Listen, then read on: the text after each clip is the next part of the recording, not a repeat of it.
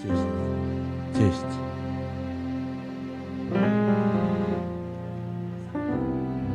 1, 2. Test. 1, 2.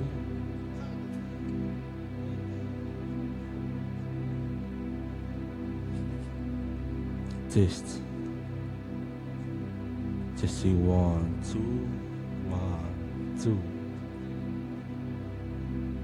Hallelujah. Testing 1, 2. 1, 2.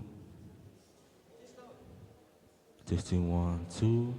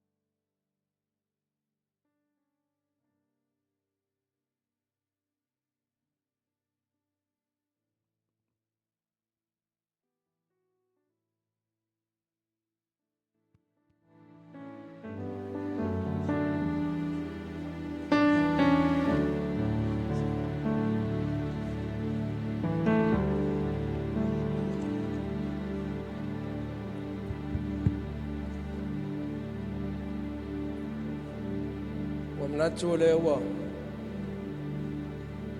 o mai tai me fatulanga ina ya matai nei sauninga me foi le a fa pe o tuai nai minuti ya fa manga no me foi tai tai o sauni au te tonu lewa sa tonu va perfeito sa tatu once stai mi ona fa felo ai tulel pa io sauninga mai te once foi lewa ta pena mai sa o sunga toi na ya Aperaamo le pena ona ta pena la mol mai ale sa o toi kuma nei toi ona ma te le nei sauninga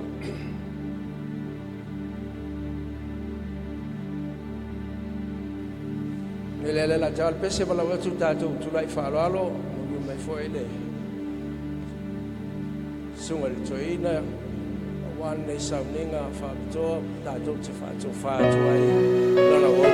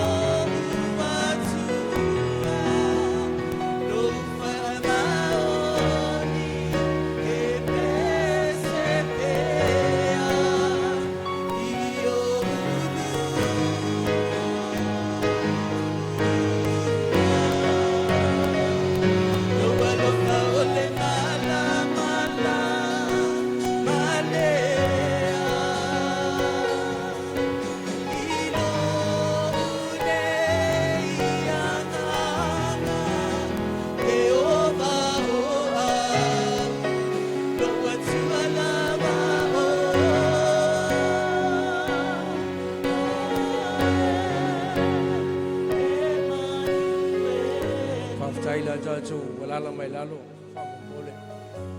La tata ele pese le nei ele whai pese. Ale amno nei mawanonga e tina tuai e moli mai ai. Ia whalolongo le nei sauninga. Ala I tāpenanga ainga wome masani male kansia te ufungala au. Pela tu tal pese le nei ona.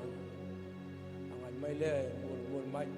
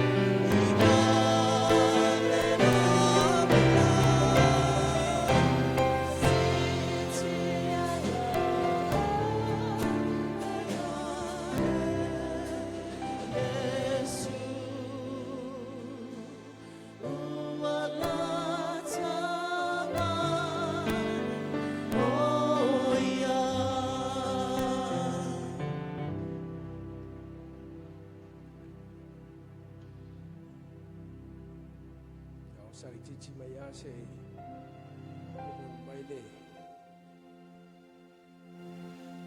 Tapinanga muli leona Tatu Saulole amateino Tatu saning Malofa aftai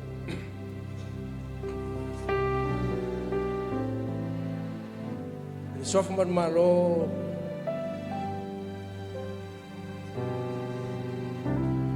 Leaule kalesia le tual tama le alo ma le angang o te whawhelua e toa i le paia o le saminga ma tawa tu le sumai ia le whatua ia sala whatua o le sunga le toina ia Aperaamo mas foi le paia o a ingang lua woma e masan toi foi le tātou te mafuta whaatasi mo wauna le tua whawhelua i atu Talo fatu le nei tai au. Whawhera whare, te tai o le kalesia o au, sunga l'apostolo e ato uta ma le fatua. Io le whainga le wenga bo me masani mai tato le vote vai atu lo filongia le tatu sauninga ai o se wo le al to ina ya Aperaamo e ala my greetings to you in the name of our Lord Jesus Christ. Melen nei taia sauninga nei o le sauninga tanto te fa tuai ile auna nei ana tu ala sauninga la mai auna tasi lava ile atua wa ia na fo ina mai Aperaamo ia joto lo na inga mai se le kala sia mai tato Yesu o wala to vale o to loto fato tua ile atua fato tua mai ia ta tele me no foi o to ile monto lo tama pe ana le ai wo fe atu ia te o to o cha lo sa uni se me no foi o to a foi o cha lo o te sa ina ia ai o to fatasima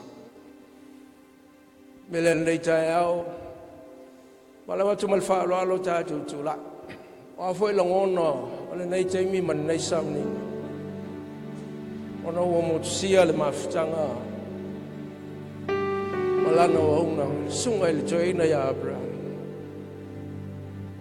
a tu fa mo ile tu mo lo nanga mai le nei tao ta tu fa lo foi sounding le nei lo na fio mai e man wi ai ma le lei ai ma manto ngo fi ai me ta tu te fai me le ta peno lo ta tu ta puai le tua fa fe lo ai lo na fio mai le sounding le nei e la taina le pese le nei fa fio mai ai le tua te male alo ma le anga pa le soi fu la vai fa ba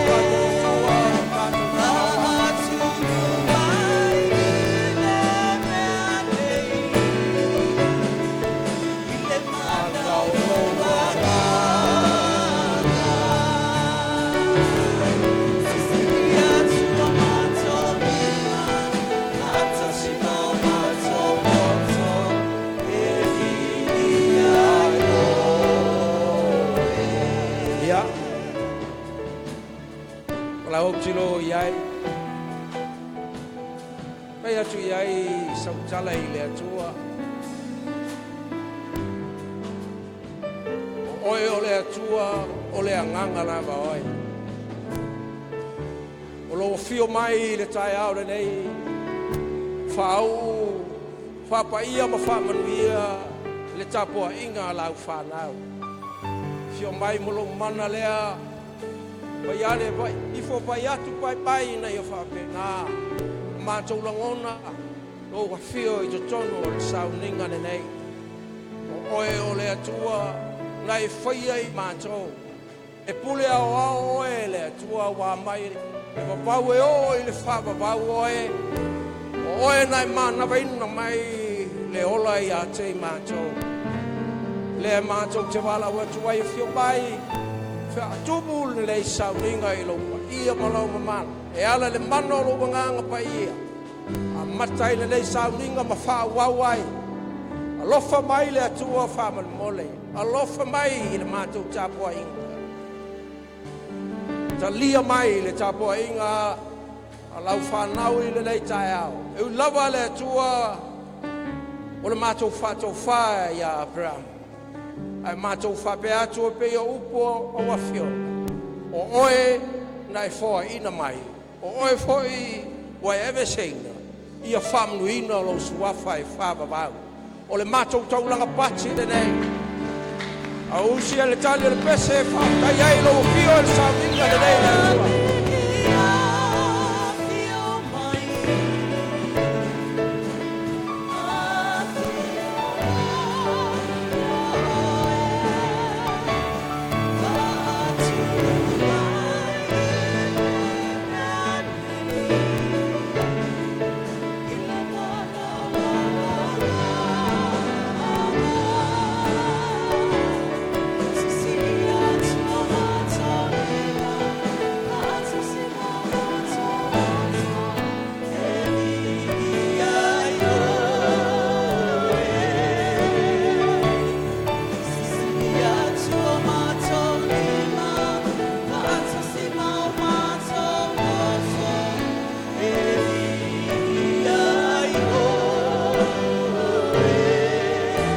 Toi Vaitele sau patpati lo tātou atua.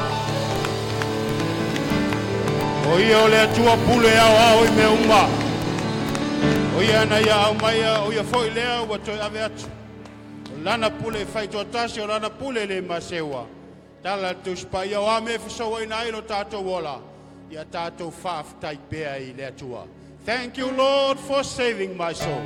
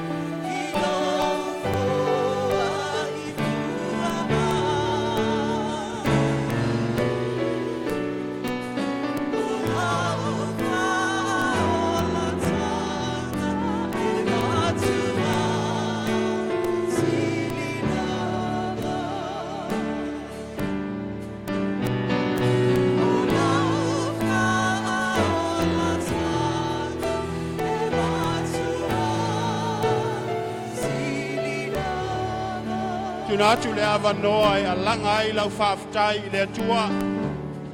Ia I tātou le loto fia ma le loto mauti noa. Whai lava le pule e le atua I lona atali. Leo se loto se tangata. Ao le atua lava. Ia e whaafitai le atua le soifua ngā. Mai se whai o taleni na atuina I lona atali o lana won. Tātou mata ai le whao ngaina. Ia mau ai se viingo le atua I mea na te amaia I ona tangata. Au na I tangata ia te ia I so se awala. Whaftai atu ia te ia I sion tōlua ma se ala whanau. Le ngata fo I lea o le whaolatanga. Wa se ale o ngā o le wingo le nei o langa pe ana le eike riso. Whaola tanga lea wa nuti mea manongi ai le au paia le au kerisiano. Whaafetai ai le atua whaola. Whaafetai le nei tai au I lo au ai mai a nganga paia. Oi o le nganga o whaamba whanwhananga. I whaaloto telina ai o e vai. E tafi e se nei whanonoanga o e whanonoa. O le nganga e mawai le malos. Mawa e pei mātou le fifia. Ale ala foi leo mātou te no manu ma whaafitai oe. Wa o lo soifua lau wa fio. O le atu oe o le ola atoa mai oti. E muia le tangata oti oi le ali. A wae ma vai le ola nei. E taunu watu I te oe le manuia I le ola e whaavavau. Whaafitai le whaola tanga. E whaole nei so mātou uso le nei o le tamā o le wau. Leo wa foi atu I te oe. Pe ana lesia no lo wa lofa tu noa. Mātou te le maua le nei oli o sanga tele o le ola e whawawau. Na sau nia e lau o fio e ala ia Yesu keviso. Thank you, Lord, for saving our souls. Let's sing that song once again. Thank you, Lord, for saving our souls. Thank you, Lord.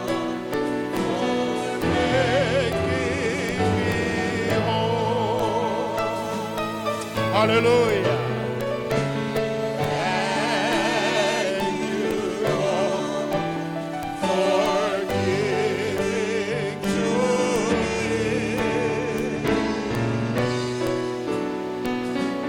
Thy great salvation, so rich. Thy great salvation. Hallelujah. Thank you, Jesus. Thy great salvation, so rich. Toi Vaitele sau pat e sanga Vaitele le whawhatai atu I le atua. Hallelujah. Glorify your name. Thank you, Jesus. O le langi lo nofo ali, le lalo langi e tua ioa.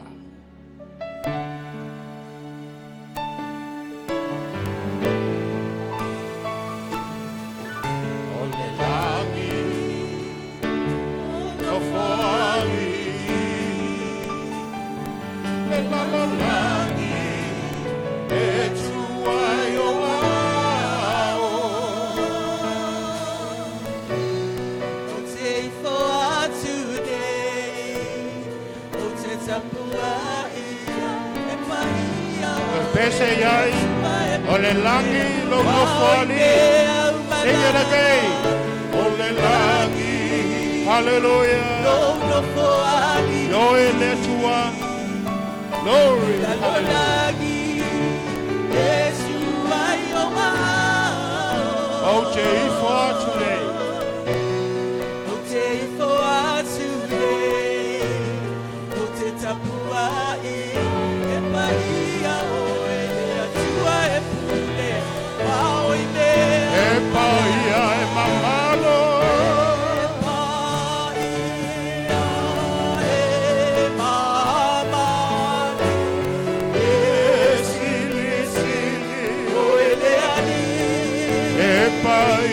Mamma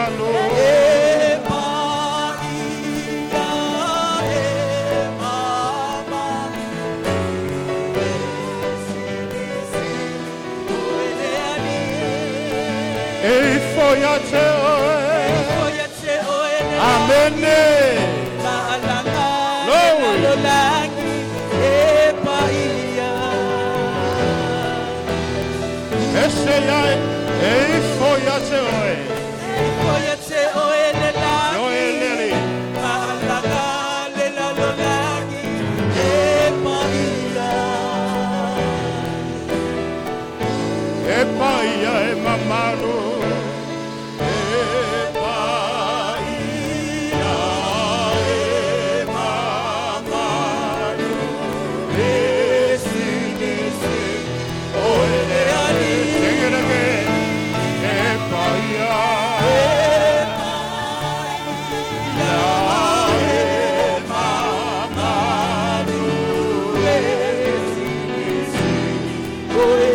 E foia te oe.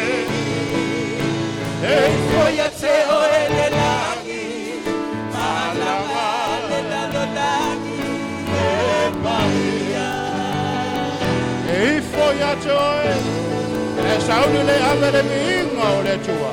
Foia te oe le langi. Sauni te pese se pese po. Le langi e paia. Te whane ne aia te ia le tupu siksi. Alanga la winga i le tua. Glory, hallelujah, Hosanna. Oi o le tua mamana. Oi o le tua mamana. Oi o le tua faula. E mamalu o winga o i. E pai o winga. Awai mamalu mapaia. E tua mamana. E o loso i fua e whamava. E ala langa me uma e whai mana vai a te oe. O nu matangata nu o ngangana malanu o whai pule mamalo. Ia tau te whai taulanga i a te oe ma pepese i lo sua. A wai vi oe le langu i a toa ma le lalo langine. E vi oe le o soe o le lase o lo nangotui. E vi oe nu tu matawhanga. E vi oe le whapoto ptonga o e ami o tolu. Oi, o le atua moni o lo soifua e whamava. E le aise atu e tutusa mau i le pule ma le poto i le mana ma le mamana. E sili sili e se lava oe. E i foi ate oe meo mai le langi ma le lalola. Lord,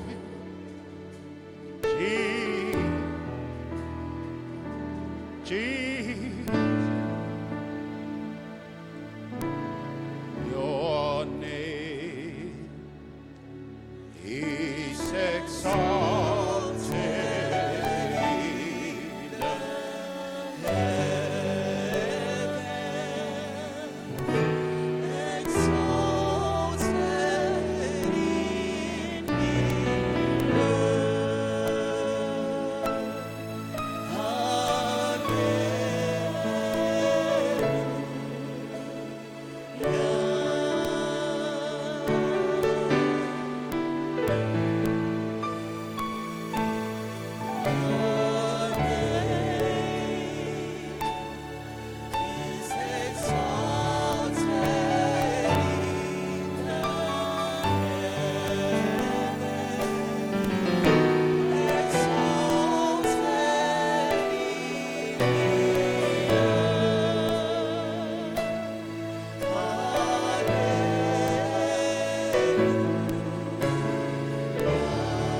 Oh Lord,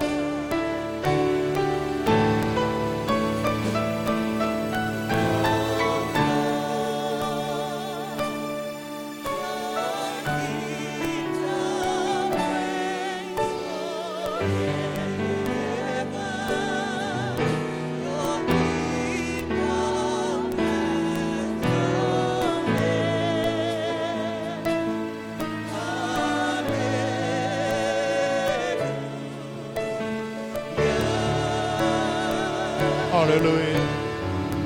Oh Lord,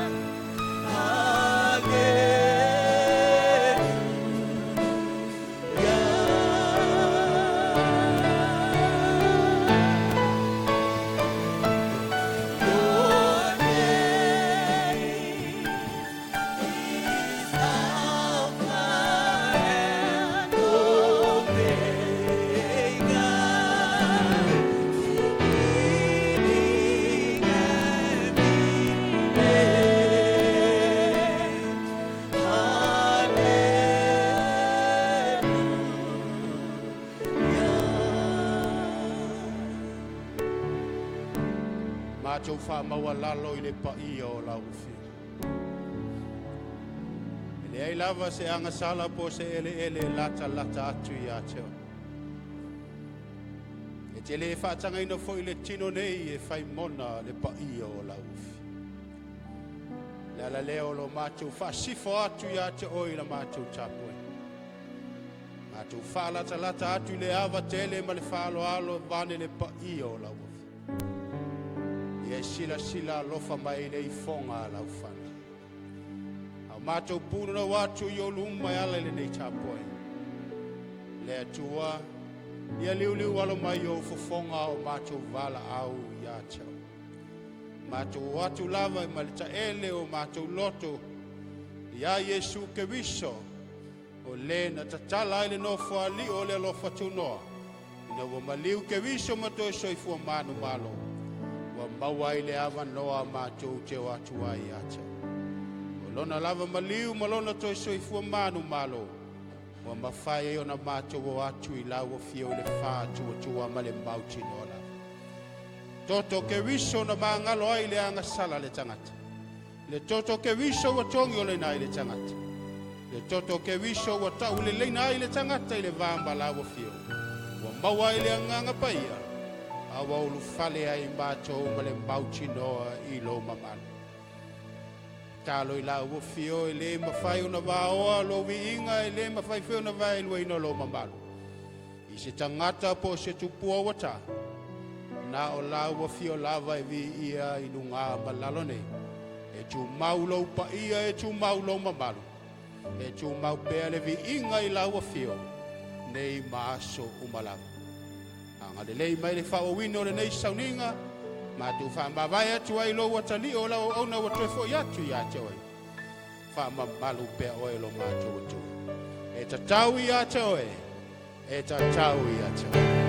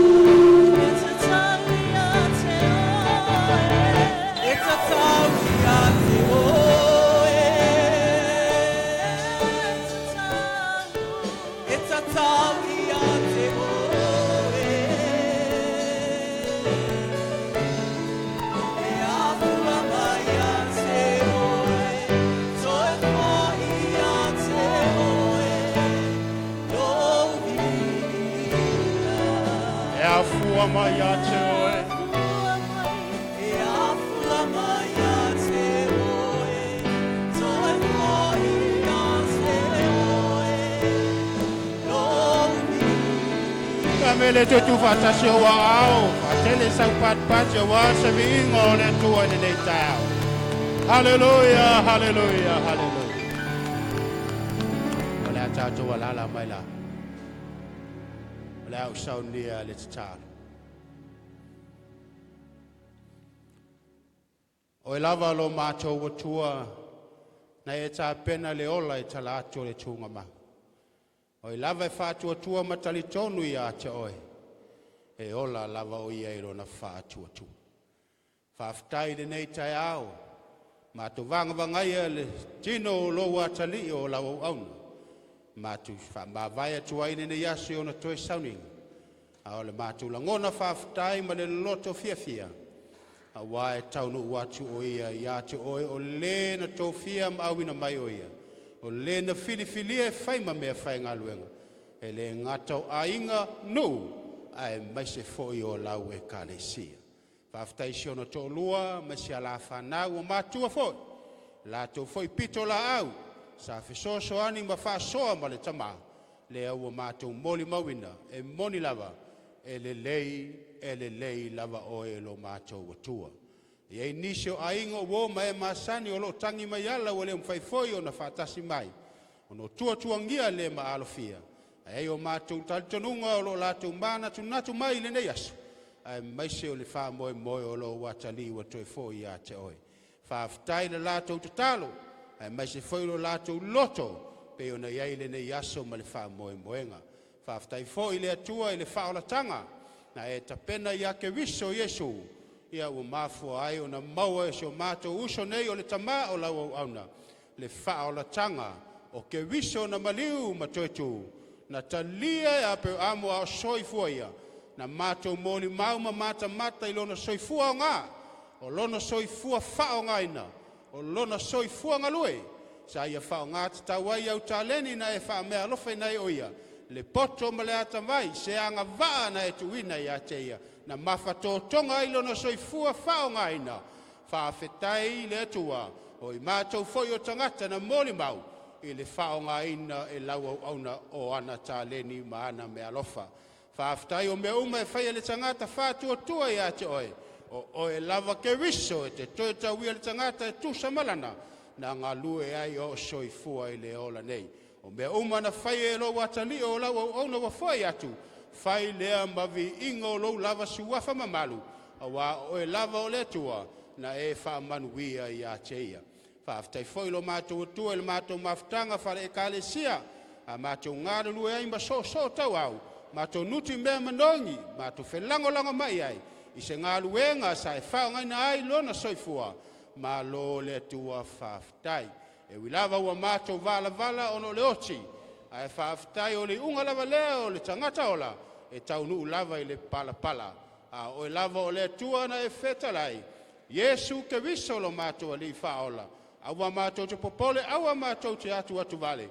E tele meno no whai mātou le maota o lauta mā ana le ai. Se manu ai alu e sa ili mata pena se no fuanga. Wa fa pena lo mātou loto whaaftai le nei tai au. Wa sili atu le no fuanga wa tau nu o tu ailo wa tali o lawa auna. O le manuia ma le o lai whaavavau. Le a se wha le tonu o mātou tangata, le ali ie, mātou te le alo lava se ato se la au. Mātou tali tonu le se tase ato toi mātou sawa ma le whanau o ainga. Ai mai se wo ma paanga lau au auna. Wha ngalo i mātou o tangata vai ma le whātau. Wa, anga le mai la o fio le whauino sauningo lau au auna. Wha mamalu pea le mano lo nganga pa ia lo fia pea i o mātou tangata. Ia vea pea le tala le leia ke viso o se tae au manino o se ata o se tae au toi fuata. E tafi ese na ai la ngona whanonoa. A wā o e lava na whetalai, amu ia e whanonoa. A wā e wha mawhana whanaina i la tau. Na e li ua le ato le ote e whai matai au manino le malama lamba. E li ua le whanonoa i le fia. E li ua le lefu le mātango fie. O e lava lo mātou batua. E mātou te utuwa ia e toa file muai o mātou loto. I as o whai ngata whapenei. Tā tau malau o fio le nei sauninga se ia mai a. Tu mau le vi inga ia te oe. O le tatalo lea ma leo lenga e latu ia Yesu ke visolo mātou li whaola. A la langa le poto tonga i le li. Amen.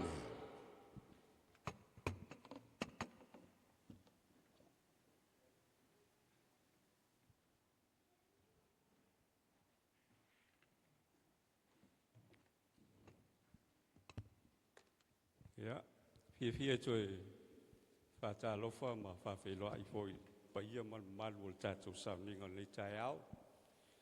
Ai fa fonga le a faitau a fionga le tua mo tatou. Faitau mo mola fa pena na mo i tu singa le apostolo no esele kalesia e Korinto fa mawina le mo Korinto lo na ta apostolo lima. La u faitauina e amata le fai upo e sfulmaleono e fa ngata le sumaleiva. Fa fonga ia fionga le tua. Awa a fai e le to e tutu mai e woti. Po wale to e fatuina mai ke riso. A fai fo i wale to e fatuina ke riso. Wa fa le au ngalo tatou fatou tua. Wa nofo sala pe i tatou. Ile malea foi. Ua whano he ua momoe ia ke riso. A whai e ngata ele nei ola o langa mea tātou te whamoe moe ia ke riso. Ua sili loa tātou mā leia i ta ngata o mlawa.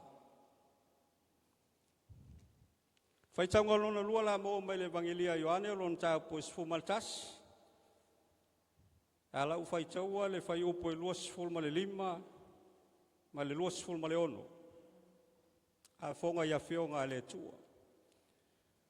Fetalai atu Iesu ia te ia. Au nei o le toe tū ma le ola. O le whātua tua mai ia te a. E ui lava ina oti. Ai ola lava ia. O tangata ola o tua mai ia te au. E o i le whāwawau. Po ua e tari tonu mai i lea lava mea. Whamanuia mai lea tua i whaitonga o ana fionga i le nei tae au.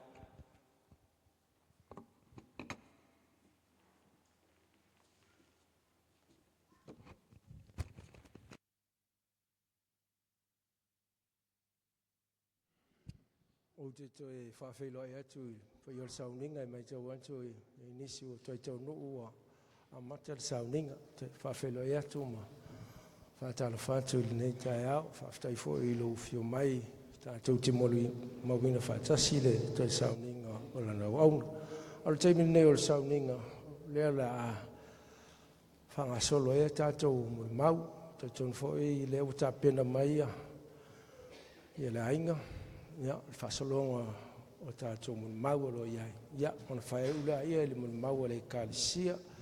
Mun mau whale kālesia le tā pena mai iai le sunga ia Mikaele, sunga le whewhi au o le cell group le sanga lue sunga ia Aperaamo. Au manatu, ya, le la tui natu le avanoa mo le whangasolonga o tātou mun mau. A mun mo le su mai lumanei, mai lumanei e. Ya, le wa sumel fal tu sungal chaina tu ya sal.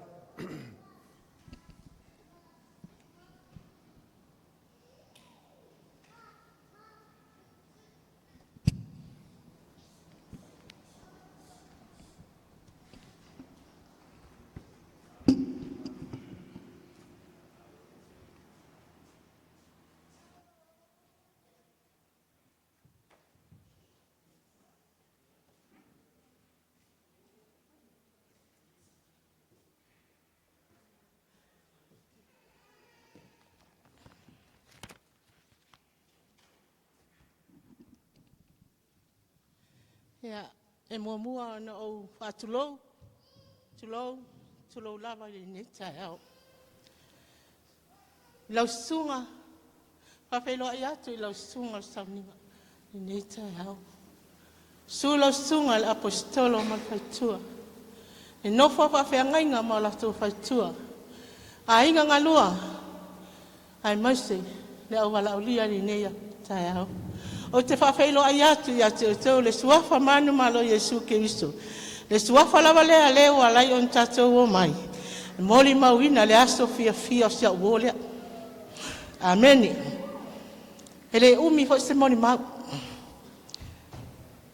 O la salo, na soifua mai o ia, i le aso iwa o ke topa. I le tasi iwa lima o. O le aso o ke topa la tau sanga nei. E atoa i eilo na fitu se fulu ma le ono.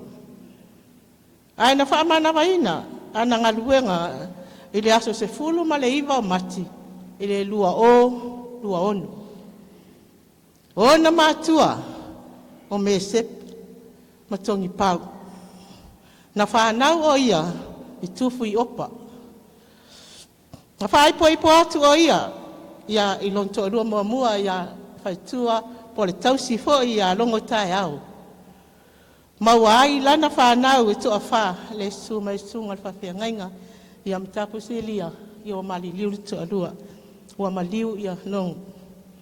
Mana maha, papai ai lea mali sunga ia na salo i le susunga i le apostolo i a Aperaamo mal whalitua i a lavina. O inana suia ai malona ingoa. Na whaingoa ai o ia le apostolo i Aperaamo, i a Aperaamo. Na iloa ai o ia i te tono le ekalesia. O ia o se tamai a lofa. O se tamai loto maulalo. O se tamai ngalue. O se tamai wha maonu. E whaingo tāwho i o na winga i tono le maainga. Lua afe ma le whao te le iloa pe sa o lua afe mai tolu. Nā lua ile malanga ale e kalesia i New Zealand. E piki angi. O na ua taudia le whanua le isongi. Sa alua iloa le malanga lea. O ia alawa le tangata matua le su mai sunga i whawhia ngainga. Nā to o lua alawa ia nei tinana o ai. Nā o lamina mawinatu. Ia malitina ia whalulunga. Nena o ane malanga.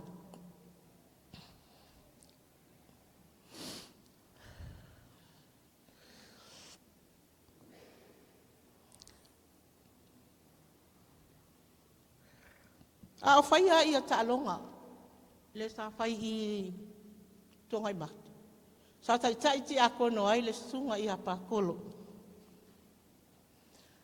O la ua ia sa vai malima i te tonu o ngaluenga. A ti a kono te mine a o whai ta'alonga. Te ala fitu le fiafi a o lea mau te i tula ele. Te tonu fo le sa whai mali whale tua ia felila. Nga ke iloa le uumi o ngiu kula ele. Sa wha pea ai, pe wha ai e pākolo, ia sto ina le kāanga o lau ngibu. Ai, tiki le mōli, ai ia, Aperaamo. Ona ole nau, i le ngaluenga ale atua.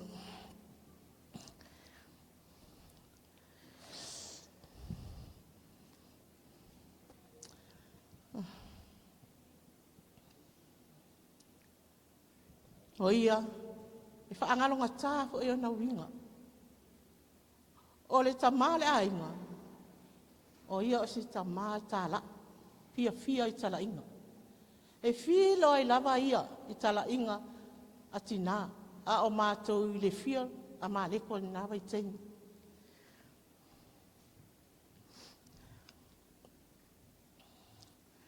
Lua festival mareiwa. Na malanga ai o ia i Amerika. Ono masina o ia i tamala ainga i Amerika.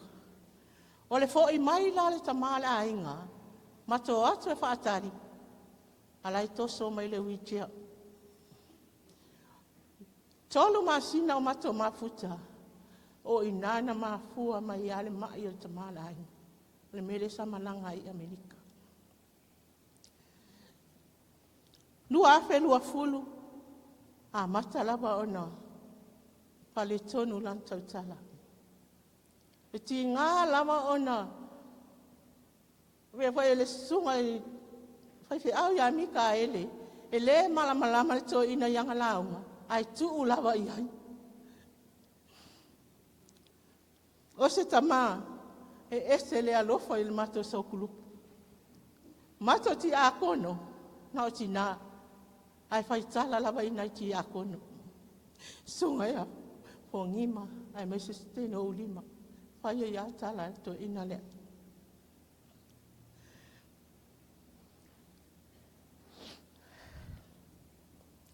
Lua afe lua fulu, lua afe lua tasi. Lua afe lua o whea ngai pia o ia mai. Lua na mata ai lava ona pale tonu lan tautala. Ai mai se lana whaalong. Awe le whale mai, whai mai le fo mai.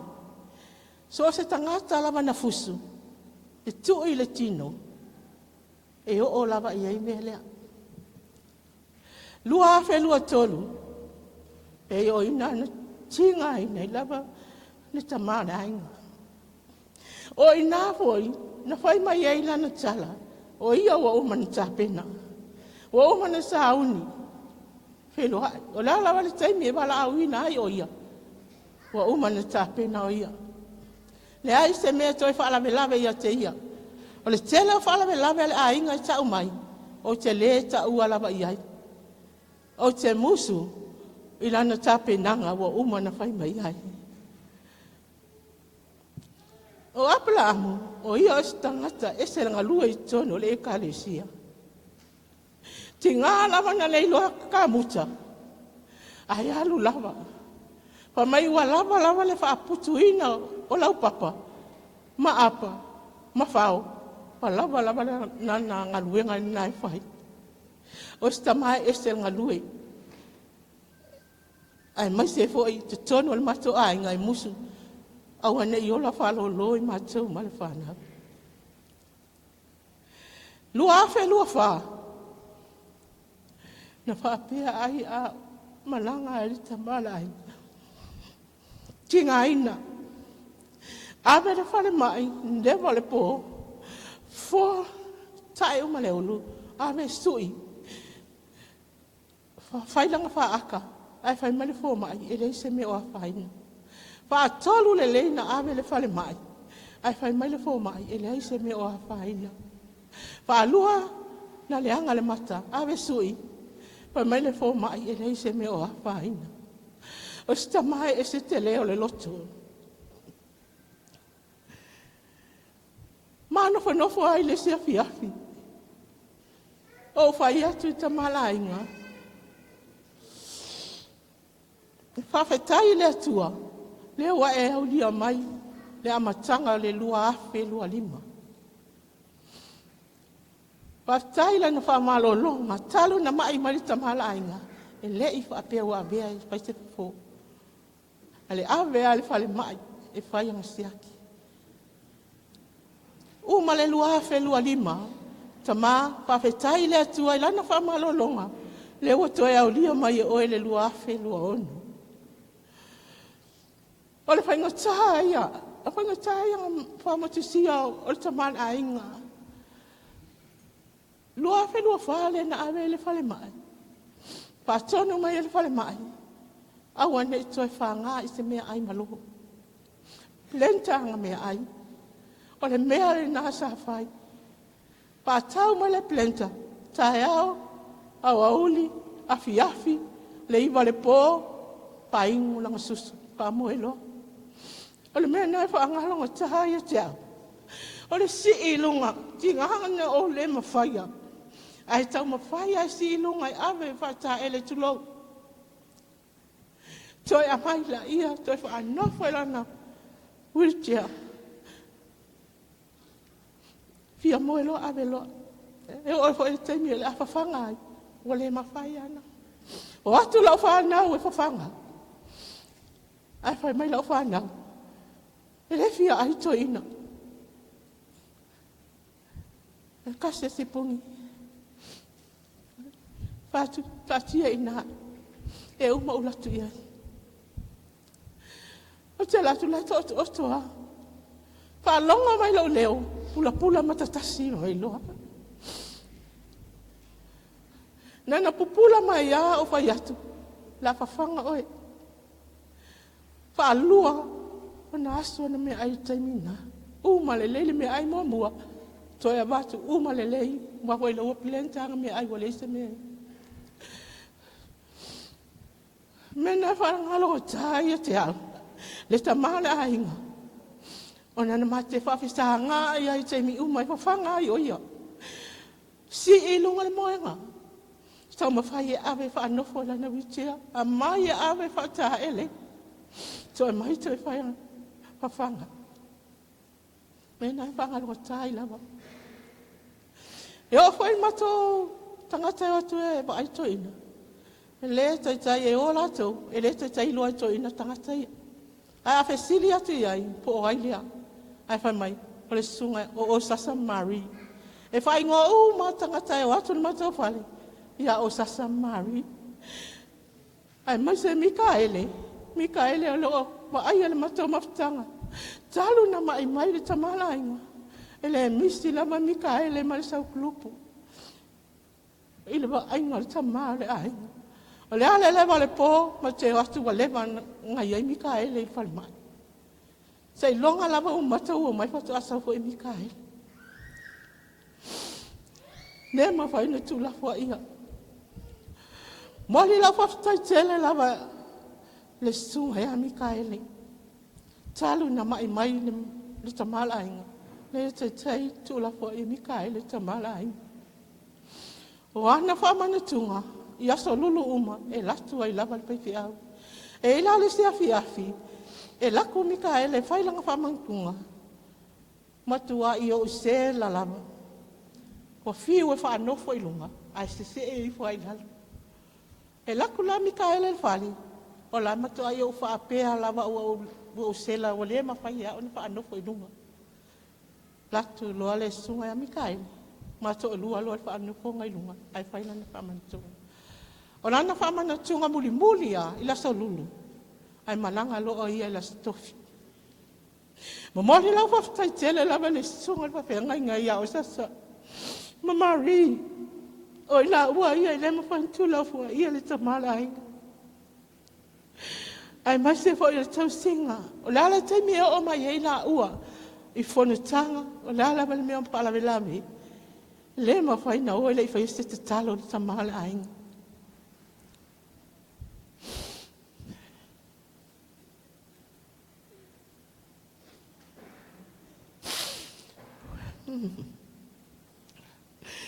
Mari. Whatina ia oe. Taimi o mai te sauai. Whasoa ama ua le tamala ainga. E moi lava le sunga ia sasa. E pei al whalitua ia Mari. Pei hao matua. Whananga lea. O wale tamala ainga. O tamala whai le ainga. Le wailoa ai e le li ila o tasi. Whai le tau folo.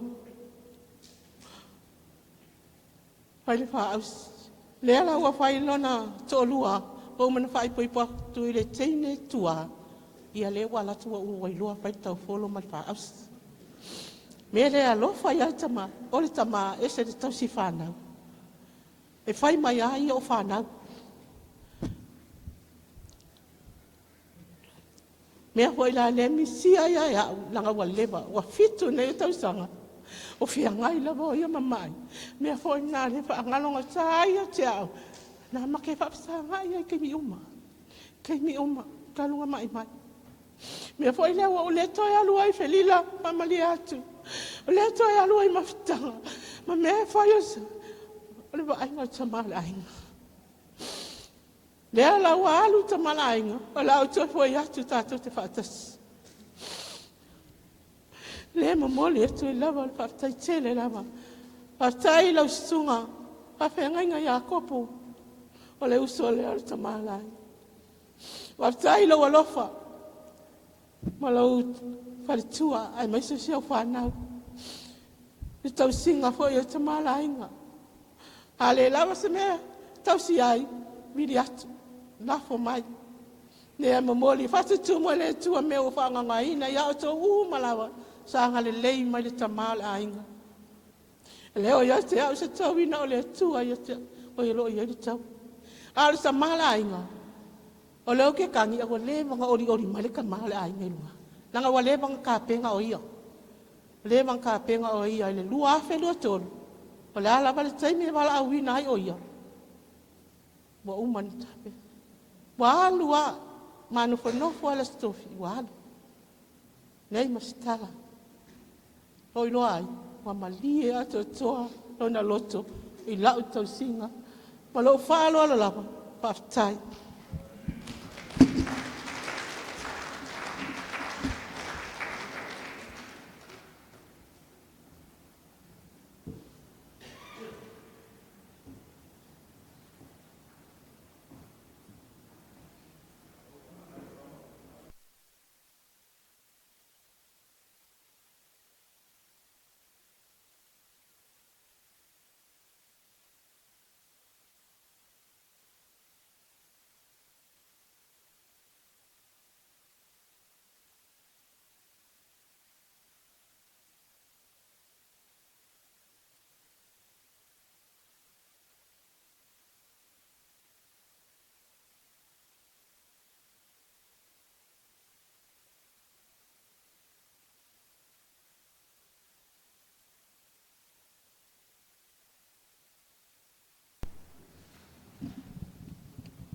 Ya, via le tua le tai au. A me le ave sau pat se via le tua. Ya, la Vaitele mal falo alo. Ya. Patula wa tua pa ia la fenga venga. Sur sunga te tai la apostolo. Mas foi pa ia la fenga venga. Ya, fa pe foi le ave se so sa mo potpoto le nei tu nei tai au ia mo mawina to sauninga o le wauna le tua na tu foi o le wa vai pokala me ia pe ia mo mau muri le ia ole ele mi foi se mo mau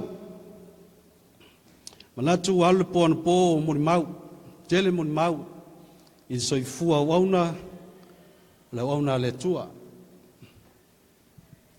ia o se mo mau le fatino le nei tai au ia e tu sai male matou maftanga o Aperaamo yo le o una fawina le tua le kalesia o se senta i pianei ia ona tofile na te vai le maftanga i tulele le luafe male valu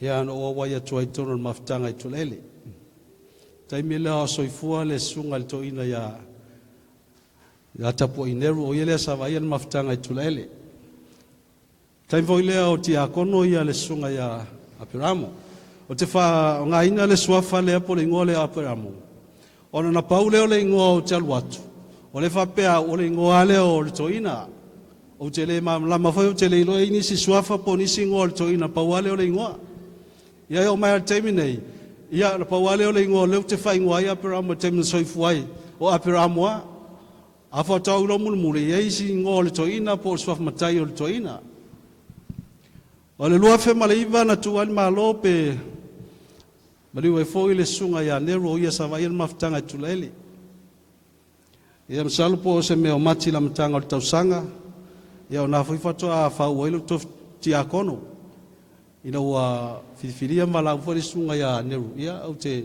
na lue fa tia kono ia a lua malaiva foi le ia na fa o ile to fito ina sunga ya Aperaamo on maliu leo neru ai fa se ifol maftanga take over ya Aperaamo sa tai mai lava Aperaamo le tai milea fa tase male lango ati akono sa yai mol macho lango yai lua fe malaiva ole lua fe sful male valu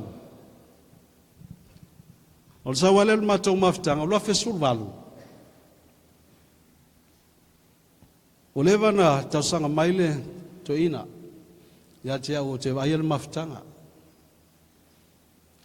lewan tau sanga mai sa tanofo maftanga au fatu ia malia lo sunga te tai o te le te tai le maftanga o le te soifua o e foi le tangata matua o e foi le o le toina le tu atu pea le te ingal maftanga i lo sunga matu te fai me fa longo atu lava ia te oe ele fai foi ono o te maftanga o nai te soifua ia lua fesful valu na lua fesful malaiva ia sa to e tausanga matu lalo pele sunga to ina ia utalia loa ona o tausanga to ina ia o ia wale to e lava sona malosi o la o le loto Aperaamo e loto le ngaluenga le tua o lona loto e nau e au na ile tua ai pangalea wale aise malosi wale lava le malosi le tino e fa tino ila na unanga a le loto Aperaamo o la nau ile tua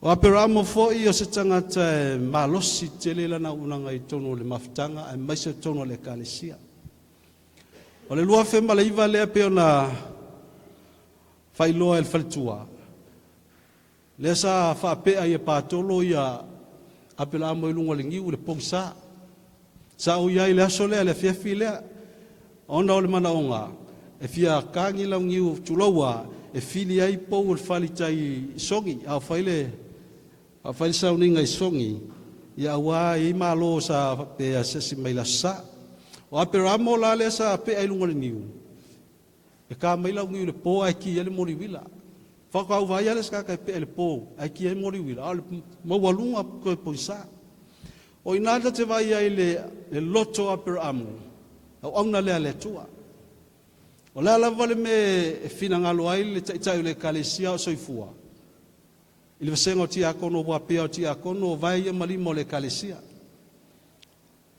a tai le sunga ya patolo ya pe ya Aperaamo le sala ngolang suele ele unanga le wa pe ya Aperaamo le sa suite tai vai tai mile ya o me umala fai ta te vai ya o le au auna ese le nau le ngaluenga le tua la te whaalorongia fo'i tai o le kalesia. Ia taimina ma a whaile retweet fefo i tai maroon i le po le aso luas fulu iwa lea lua fes fu malaiva. Ia mateo alawa ki alua piki malito ina ona maole i tai fontalo ia po le retweet o la fo'i di fono le kalesia whainei. Ia o ki alua ta vale piki mai mai. Ia mateo ala e usu malito ina ia tiao. Ia o le la tau sanga i la apostolo, ia, sauni e whaiwhi au tatu maftanga. O whea tua ile ai, o ki reka o veinga se whaiwhi au. O te lango ai a te oi. Ia, ai peita, ia, o te lia lavala na tau sanga ana o alofa i ai. Ia, o le toe lava sona ma losi tino. Wha tino ela na unanga. O se tangata e loto ile li, toe fia ele ai se wha noa, e sa sao fo ian fam talanga mana upe a mail maftanga. O le lua fesful malai vala valea. O le launga muli a Aperaamo wa le pe ona muli mau ia le faltua. Ia o te wawa ia tua te me e launga ele sunga le toina. Ia wale o te tutusa le malosi te tautala. E uia na manino maisi tala ia ai pe ua me voi le pe ufasu o solo a koa. Ia ona ulole ia talia lol le fa tu lalo male ta sanga to ina ia le la sa talia ia ma velo ma te ia fo matu ma tanga tu lele ole la mulia le to ina tu si foi le afalinga e lusu lua fa u pesu matasi la ia u fa pea we ele a mi tonu ia mi ole tonu pea we ele lea ia ele pea we amia tonu ia amia tonu pea we pa ia pea o le lango mulmuli alea Aperaamo ia ona le tu aile se avano ona ua le toe tutusa le malosi le tino e le toe lava sa no malosi le tulai ia mes foi o lana tautala ia o mea ia e mulmawina ai le unanga sunga le toina nei le ngate na unanga I tonu le kalesia I me faia le kalesia ia alona tulanga fo I tonu le maftanga o se tamae finau malosi me le maftanga fai le fa vai ai masani fo onga faianga luenga fo Yesu tupi pe ona avela na mo vao tinga nga nona ele toina ele o lava sono malos e amo ala na mo vao telo is fai fe au le kalesia ia o le sunga ia Aperaamo ia o lana moa vao la valea sa tau sa ili elan tupe e alu I whainga luenga mo ai vao a whaifi au ia mo melan seni ia ki anga langona e to ina ele o lava sono malo sitino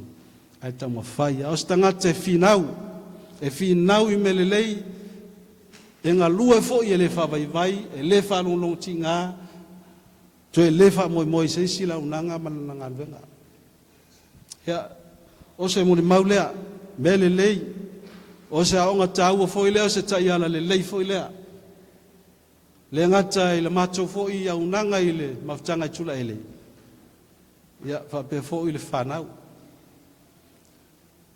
ia lewa ave le tuolo na tali ia le ase se pule o le ase muli ala mafelo inga malsunga ia Aperaamo io le ase sfulu le aso lulu ia o lua tua ia vela na whamantunga le aso lulu ia le afiafi ia umar whamantunga o fo iloa ia te vai a kua ele tua I lalo whapele a awal toina e ku mai a whapele unga le awal toina kei mila usau mese ai ia ae olo le aso so e le aso tofis fumaleiva ia on walau atu lea le whale tua iasa ia wa amia ele tua lana wong ia ole se mon maulea fa fitai ele unanga ma le loto Aperaamo I le tua malana o onga unanga e le fa long tinga ia faile ma vi ingo le tua so fa tau va foi ia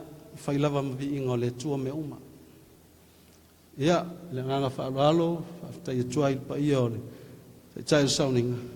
Ia, fo I lava le vi inga I le atua, ma le whaalo lava whaftai.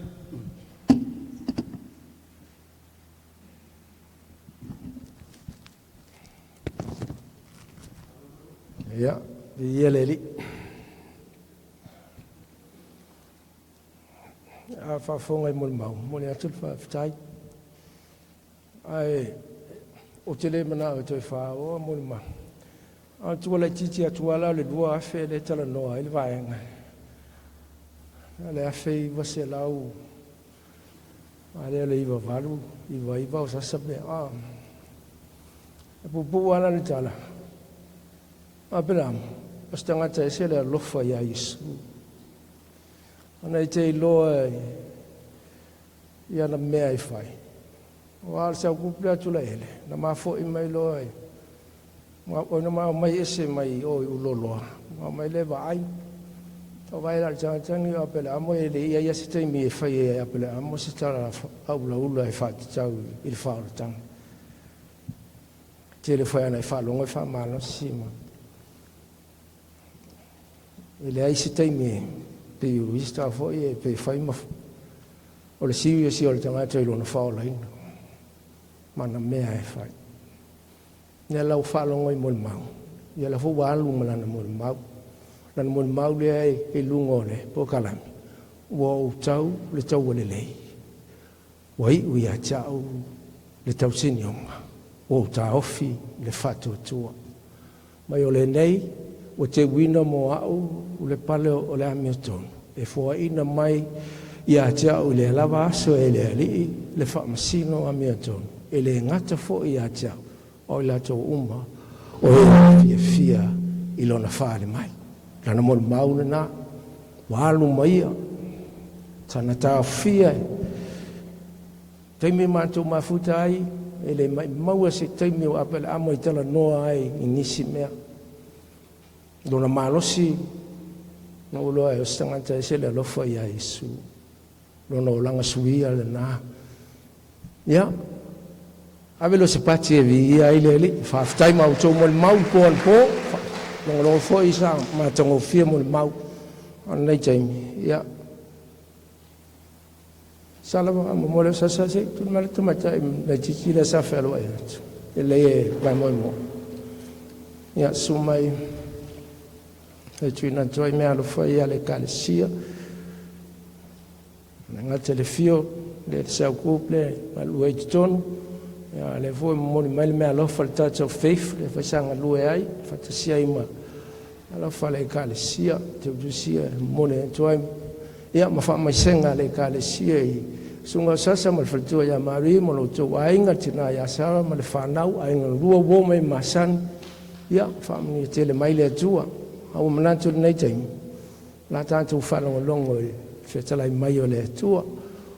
Le sunga le tai o le kalesia, sunga l'apostolo la folfolaina la fionga le tua. Tawana masa ia I fon nei tai se tu la tasi wo fo nei ala la.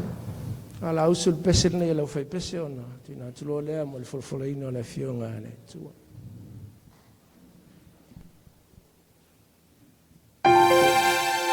Patalo for le stamata. Shake some hands beside you. Ata lo fa tu le stamata o tapa ya malo alongside. Malo le fulfulino le fionga le tua. Ia ona fai ula upol nei sauninga I lona tuanga mau. Le uta pena mai pese le fai pese. Ia ona tatu fa no longo le fionga le tua I lona fulfulina.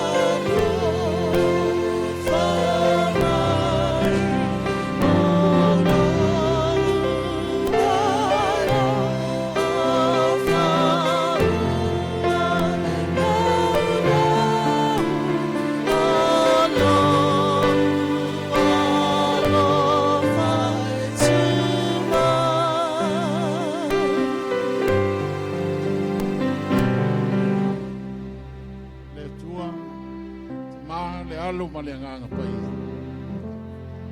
Aftai le soifua o lau au. Wai bala win. Faali mai ei lona whatuatua i atu ai. Faali mai lona inga ma mori mau. Pera macho whanau longo. A oea e te mai ar file mu te whapene. Mato te ui umai te whapene. A oe e te tani mai te whenta. Aftai maliu matua tua ke risi. Aftai man malo ke risi. Lea uma whai ana matua tutu. Aftai lo malu malo fia saulinga le nei. Tai au swafo Yesu. Amen. Amen. Aftai nana mai lalo. Aftai. Ya. Ana toi fa. Al fatu pa io tatu sauninga. Pa io fo io. A whengainga mo tau whaltua. Ya. Aswa pa io ainga na lua. Io vo sa mo whain tatu mafuta. Ya. Ma rofo soifua saura. O le au ngafo i la leo le whaalolongo i mori mau. Sa umata na i le wili mua o Aperaamo. Numi lo le luafe o te le itoe mau ala sisi tala le wili muri. No taita ea tua lau fai pese i mariu longo i le luafi, ma to atu mvidam. O te le ito e loi, o sa no waru i Australia, o te le ito e loi na la, na to e fai teine Aperaamo, muluoti. Le lipina na leo e le i o iai lo i loa. Ia, o masa hauni mai le lotu al nei tai au. Ale tu mai e palolo te mai tusi ar ka. Yo tau ko tusi atu. O sasa pasta o sasa mori. Ya tatu tu vatasi te faita. Vamos mol palolo. O sara tau nga ve te tusi.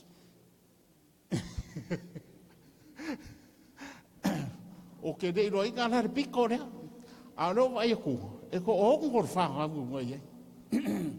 Ya, pe yo me na ne ia veteria o tua. Ko i lo ai ma pi hai ni me nge ku ku. Ya fa ftai. Ma lo sa o va vai tu alo to fai ya to si Aperaamo.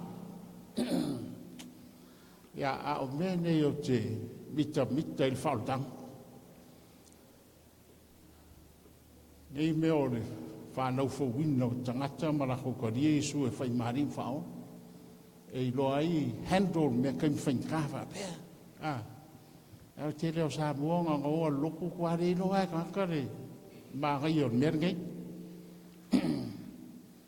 ai so ko pe mai per ka ko fa lo au ngai u puai ya sa fa ta wat ma ona e fa ma fa ku fa u puai so fitu a fai u le to fa tu ina ke riso u fa le ngai na lo to fa tu o nofo salapea o to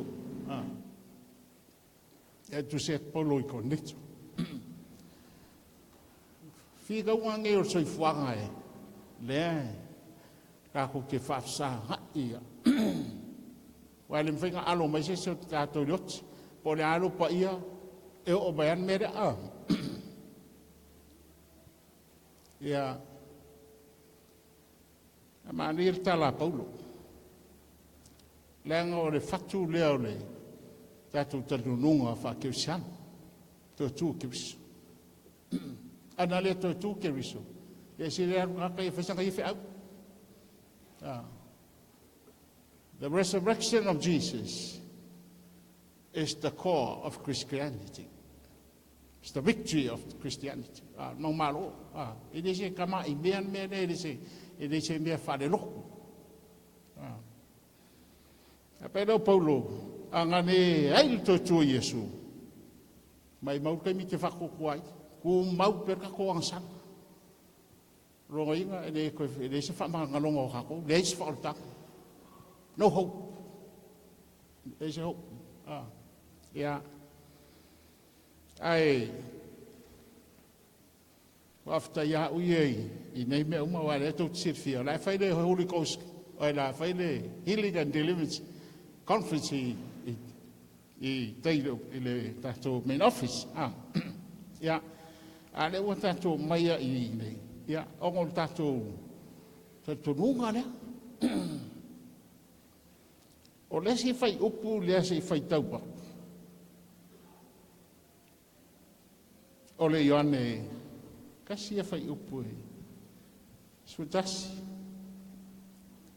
masainya ka ko fai kau fai upu ne fetala ya tu Yesu ya te ia o nei o tu maleola o le fatu tu mai ya tau e ui lava inoti ai ola lava ia fai upu la se e lusu rongo mai tangata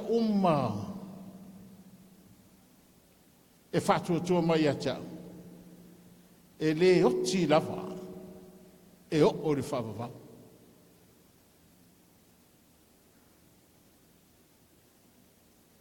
o varo me stava bene ma io e fatto tua dongo winga wa ya se sio o la mai con o fade ngai o fatto tua ya Yesu po fa Yesu ma di fa e te leot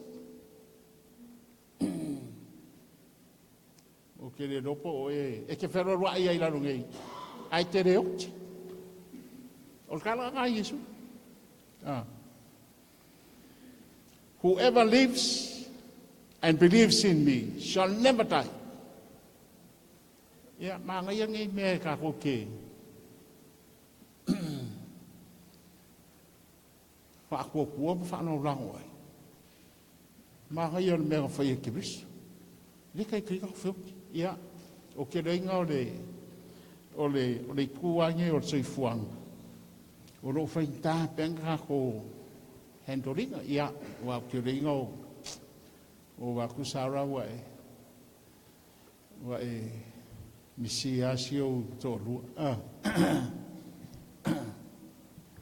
ya a mere wo inga ya o ke le foi mariu ke do ia o pon el dos fu kap sa o ma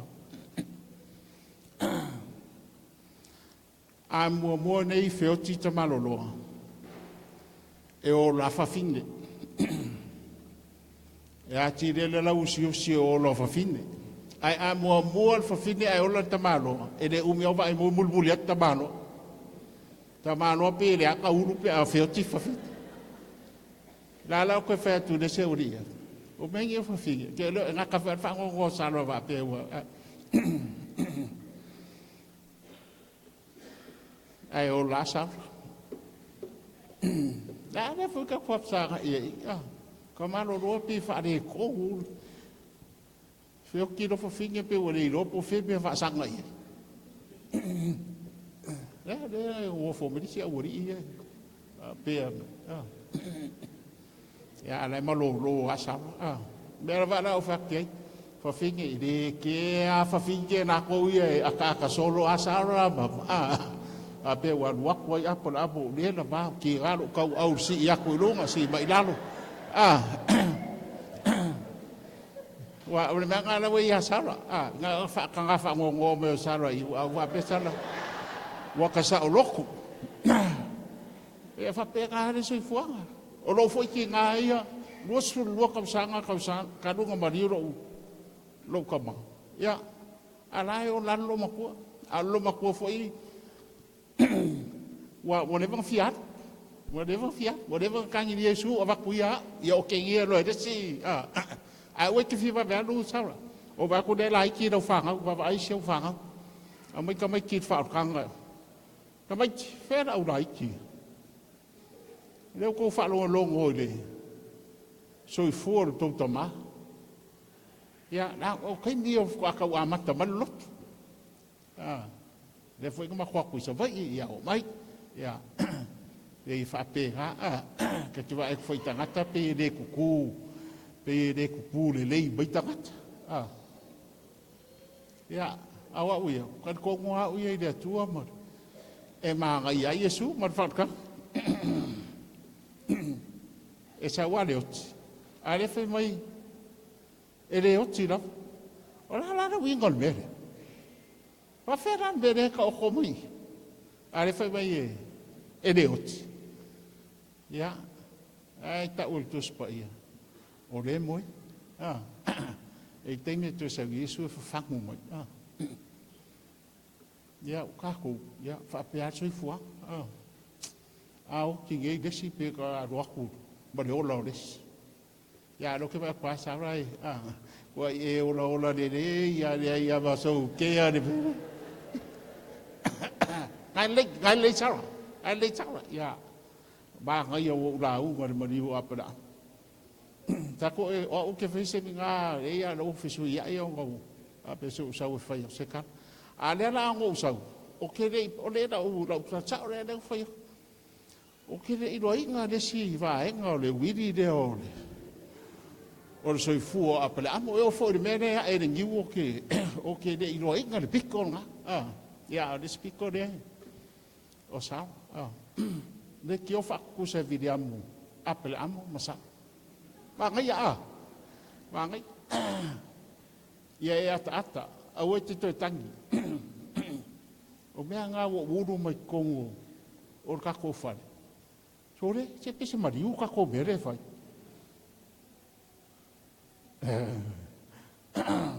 sei paki fo ko afa paki ngai a muri ngai a kako whalo i kala kuspa ia le whai bai ia o rea ke mamalama kako whangongo umape misi teti uso o fia ngai kausanga Aperaamo ni fiku rima a le pe au fiku ongo lima sfuru whanga wai Aperaamo a lima luongo whanga wai ia nana makere mamau kele alama Aperaamo ia le foi na fikau ile le ia o kana masara ngai vai fan de no fa ngau sao e o ke ko va ai fa lu ya e pe no Paulo des fai o punga a fai ele tu Yesu ya o ka lo foi tangata o madili o i ka mo le fa mo la to ya o na ke mama lama o ngi me ori o le mariu ele ma fai anga ko te dia inga ki nganga vali aku le langi ese o aulo o umanga fa makalanga ele mea ngara inga kumu sa mo ingi sida la nga ko ke rai o so ia e kasi ka ngaka e aru ingi sida a koru pasi o fai ma sange koru pasi o fai ya wa kwale fe ka gisi ai o a ruka ka lu vale a uia ele sino makua fai ka me kike le la ma pu ma sha ka fa nga ya lu nga sa u ka ku de si vai nga le mo fe fa o le va ai sa mo yang yu sira ka iminga o le langi ai fiu e vadvadi aku le langi e auroma, le ai mase se fiadu ia. Baba ai sa mo ia ngiusida, ba ia, o aru kia onga il fiku, kod, fiku rungo uanwo i kia o. O rakpane ngofo, kilo, i fafo ni mukia, te ia vala au mai o lo kofi, e fo i mukia i ngiusida. Ai fa pe do ko yo fo ani me ape o vai nga sa mo ai o ngi sira wa o la ale ro fa pia ki o ma nga ya le o la fa va ma nga ya fa ka ai de fa nga do ta ka so ai ta di Yesu e fa mari fa sar mo yo wa salam ka di Yesu De Yesu to tu la de. E ka ko ke fa sa ngai. Ai ma fa fita out. E de fa moi. There's hope. Ah. Wa de stanga ta fo inga tang. Ah. Asa. Wa de stanga ta lang tangi wa fa pe de to se sia e se niu. Wow. De la walu ya Aperaamo e va fo de si au dai ki de ya ma se roa e se gi. O fa pe yo o fa no lang mo me ya Aperaamo. E de fora aí de se vai galera fe e pelo rio Micaele. A ko mga umia se fa fe au e giu wala u Micaele. Ya e ar ka langit veda. Ja, ko fador kala ai Yesu de mera. Eu ta tia mai tia no mali. Era foi mai o de moi. Ja, quando mama ma fau ore. O tangat. O da moi de eu guardo de ko ai que isso. Ja. Ka wala de falta. Mariu ro ki ngai de. Ivalimo. Fai fe au mama ko uso ko. Fa kali uma me ala te ui o foi de ngore me o ku mete de me o de i visit. Ado fa o ringa uma mako. Fa kali me ka kayo. Ade ko e ada wori o uso ia masi ia kule le puso mario fakse ya ko era he kiro mai kan a ode ora mako fifia walu makinga ora ka ngaka le o suinga mako ai ngan mengel tal ora fo mako sa fa fia o warunge o fa ora inga o fa ku lo mako Sau oi kadi Yesu fe mari fa or. Ya le fe mai ka longu ku yo ka ko longu ko or ko ro fe fa o fa. I o ko ro fe fa o lo par pala vale i ka ko fa. Ya sau lo lo ko fa ka. Ka kana de nga swinga ko inga me de or ka lo le malo lo. Me a ka or ka lo le malo lo. Ke vai yo i kai au fa solo mai ko i mako pok o mai lo o mai ko fa de fo ka kai uma ya pe furu ipu pe fa de me ai la me fai ya sao ka nga de le da de me me da o fa mo si fa ne me ka ngi ro ki ngai de tu me ran ka rai ya ka o de ya ma o ba ru ngi ko i a fa peran ka le lo para fa fea o fa sanga i kama ko o ro i ka wo mis ka le da vai wa ya ko ka wo mis a sa do lan lo ko na ka no le o mai o fa fea o mama ko ya e ke le ala rocha e ma ngai hata le ka mai fe o ko ya ma ngai o la ku ro Aperaamo ia ko ka fiki bai le ya sa o mai falta pa ma o gi de ri e ri uma de tu mo ko dai cái video cái xe mô đi ngã phụ ở vô ngặt thế ako Aperaamo pasia kule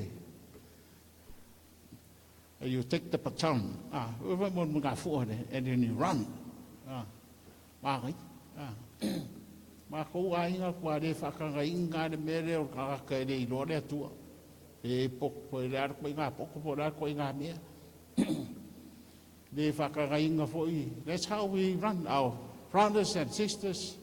That's what we believe. Ede mga umia fo ka ka sa wa de fa la nga lok wo ai. Wa sa mo ai ang wa lok. ai o nga mai ma ka o misa mai le sia sunga fu ai da so ko ka ia va fu of pa mai mala ala ama lo ku le sa le va ko fa sanga ia nga ko nga me ya kipe o sa ran me ma nga ia fo ia au yengi so ko ai nga umai rua I o I le fa lai o mai fa ka au nga fo I fa no longo le mali wo o Aperaamo o mai ele fa ka o kala nga ia fa e fo le si mari o sa fa I kai le fa sa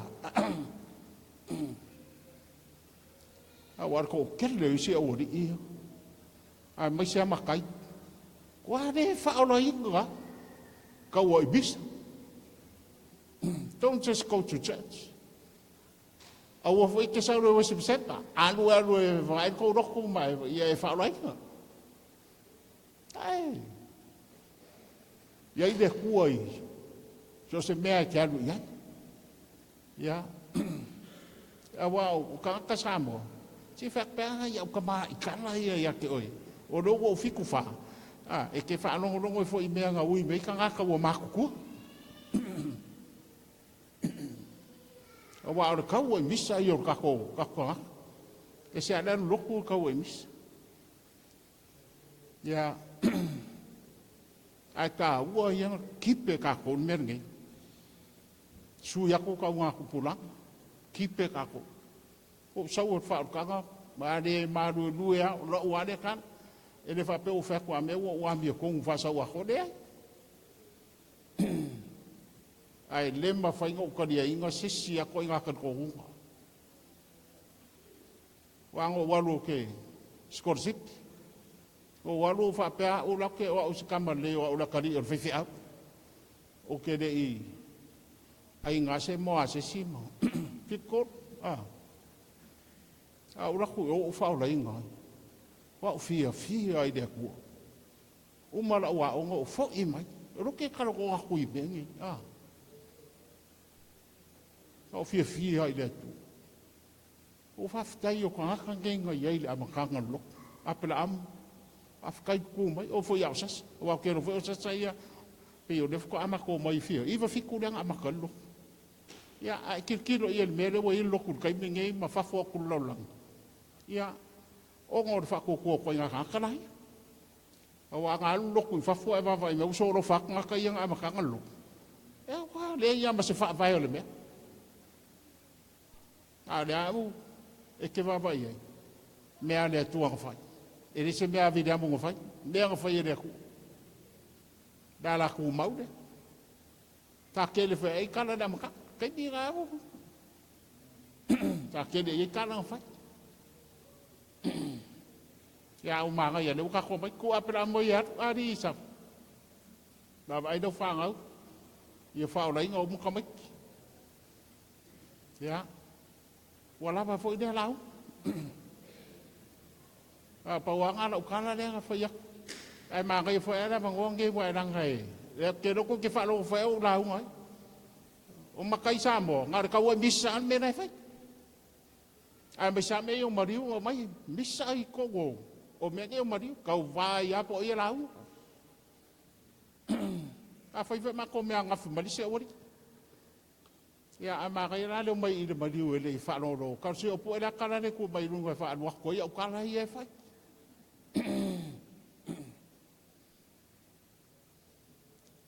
fa lo go mai foi la ma ko ai nga lu ka ki sa va va dia me ya le worship center da fa uma ko mo fa ya wa o le me anga set me video a o I me o mariu a wongi ko mai mangi me o aku lo isi ro ma ko ma kai nga o ke ro ai o ma di diu ngai kai mi nga lo ma ko fa de ko ngo ko I Brisbane anga ko I Melbourne ile ma ko mariu wa fa ma nga ya lo fa lo mai ngai me ye bo ye fa o mi ko I va e ke dia e pe ki fa lo mai pe de la wo mo ka fa ya ki e re ko fe me se me fe au ma re au ro ma ko ngo mai so swangi o le ma ko o le suia au ro ku le lo ma di o ko fe me me ai fi nga wa lo ma ko nga fa e lo lan mo pe pe lo ya Pisa ma le ko inga le make. Ia o fai akula, ia vai whaftai, ma loa lo ke whaalongolongo o kui aki oko. Le ua umang mako fai aku. Au ngi koe fai maingi mea. Ia, o le sinare mea ko fai aku iloa. Ai whaamolmole. Umang le whaalawe lawen gai. Au ar kai kasi mau. Ai ku ai ka lafu i kabiki. Ai vai le ai ma se se pisa. Nga o la unga lo makua nga kuma ua. Le ai ma se la kupe nga la kungar sa ma se si whaingol bari. Wa fa lo bai me nga makai fa nga go mai go mai e fara o mai mala ko ra unga ma me fai ai lai ma se sa ma se ku pe fe so so ngi me le fai ya kirkiro ka fa fai wa ma oi nga o mai mala unga ke le ma ngi fa pu ga ya ma se ku pe se so so ya wala fa fo ro la me si nga wo ka ngo le tua ya fa ma ngi ya sa mal whanau. O fo ilonga lo tele. Ia awa mai sa kaimi ngehi le atua. Whamol mol. Oia e ki tali kai whapenge, e whire mu. Ia muri peka mai kiri mea ngā wa o lakama. Ia, amanui e fo lei por kutonga mga ainga na lua. Fo yatu libi inga yatu. It is what for you. Amen. Yeah, listen.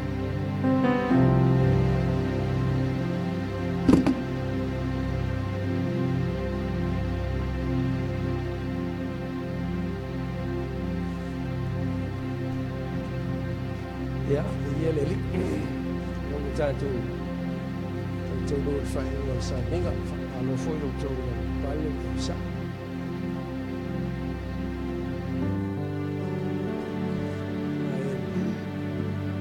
Lo fai lo mai e tau tui ka whai ngata. Ya, ka whai ngata le. Tātou o tau sunga ia. Aperaamo. Ai, tau mule atu whaftai male. Ia sauninga lo tau vale mas foi ia lo final venga ya tātou fantasia o manatu nei tei a tātou tulai tātou amatai le tu fai foi le tu e le vingo na tātou wanga i le tau whaingata ya ngala wha mai ai o pone sauninga ai sila nei ai sunga freti o tia no vai en chule ngo o la salvo ale sata o sala o la salvo ale le ngo na la salvo le ton fo le bis a pa o tanga toro ta o tu spai ala tu luai le li faol o to yo mai yesu pela le sala un tu te jai ma ta fa tu na manonti e fa mai no tangielo yesu mai no boy o ia tātou whangu ia te. E whare nei le sauni, ia tātou wōma le whiau leo le whao tang. Mātou whai ule tua ia te ore. Whawhitai le whao tanga. Whawhitai le maliu ma le toe tua Jesu. O a vea lea ma whapolopolo. O Aperaamo. Mo e foi o moatu. A mes foi ia te mātou. Pe a mātou i foi tu a mau. Mātou te momoia i e whatani e le aso. E lia ai le pufa uma. Malanga ai le angel sili. Ono toi tuturo le o tangata whatou tua ia te. O le mātou taulanga pati le nei e whawhitai e le tali o nei mea uma pe ao mai le oks. Awala ia te mātou ai e tui nātu le vi inga ia te oe. Ono o loa lofa e le mawae le uma e le suia. E o lawa i le oti. E le ta mawhaifoi e le oti. Ma le tunga mau. Ona mawae se ina i mātou ia te oe. Ono le toi tu manu malo Yesu. Mātou whape atu i le nei tae ao, leo ti o wheo lo tui tunga mau e o wheo i eilo mano mano. Mātou mōgo ma le whaaratanga lea nei sauni. Ma mātou whape atu.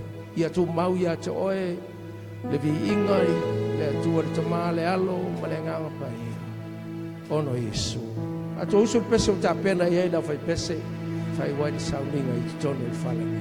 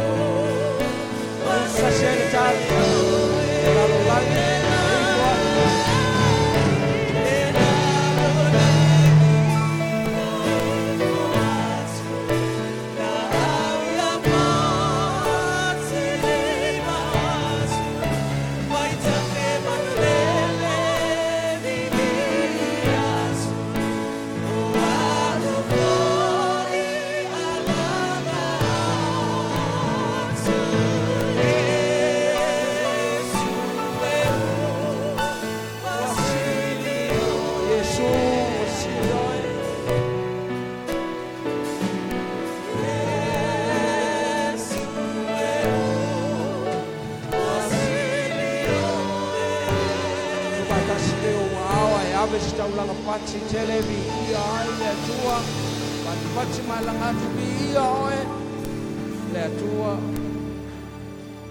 ko mai no wanga lei no le ala e lo pui nga malu mai le toto le fengai nga malu ai lo ma tu bola o ma tu langa tu no le ala tu ma watu ia joy le vinga no lo swafa Yesu and everybody say amen si bailo au tasi mo tolo. To God be the glory forever and ever. Amen.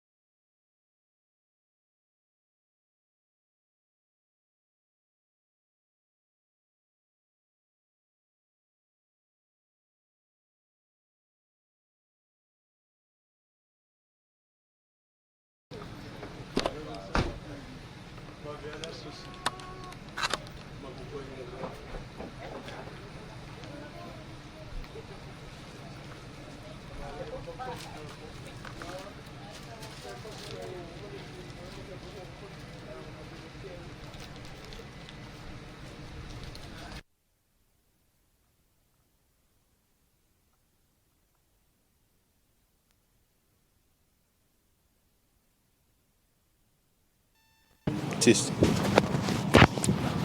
Test.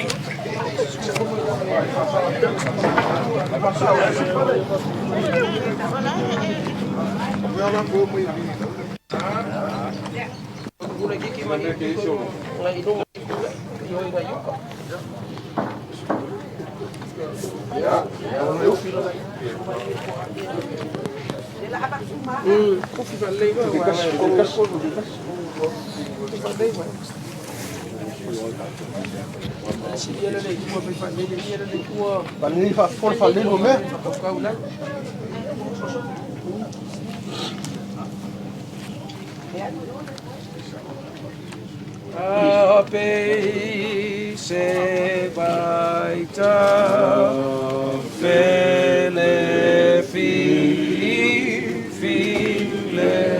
hu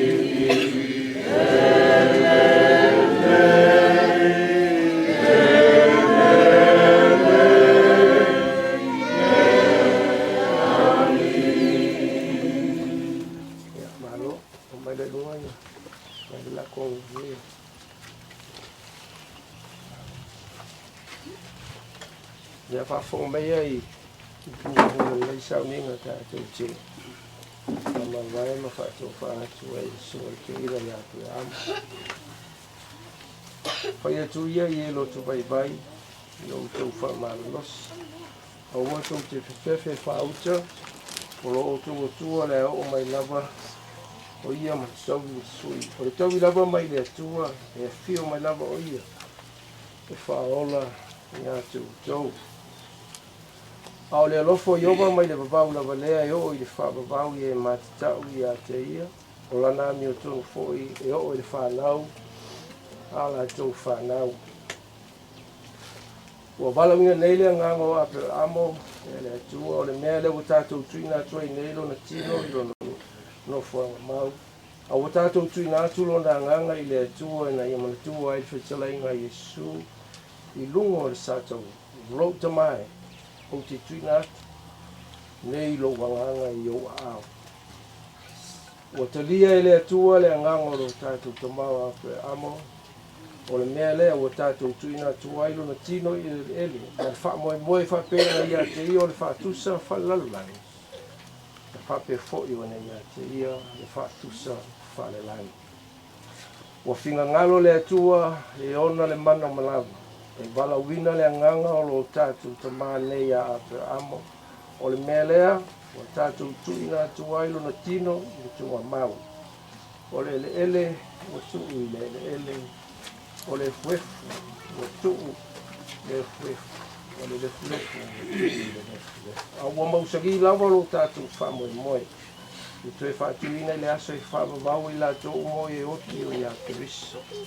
O le na tili ua o tātou tino o le anga, na ia whaia e whaatitau i lona tino mātou o fia. E tusa ma le mana na te mawhaia o na whaatoi lalo ino mea umai a te ia.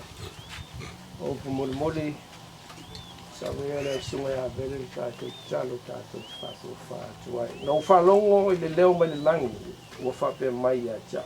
Ia e tusi, amu ia e oti o iei. Ia mata i nei ona pō, o lea lava, ua whetalai mai ai lea ngā.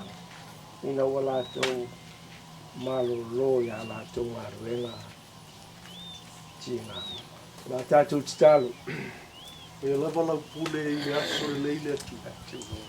Na ia o mai ue toi aso. Ia vi ia ma whamanuina na so. Ana malua ua ao ia i mātou uma e mese a inga na rua. Mese malau whamawhani whananga e mese lau whamanuianga. Ma futa pe mai mātou lo wanganga nei se iau le whamaba. Whamaba. E toe a fio mai Yesu ia.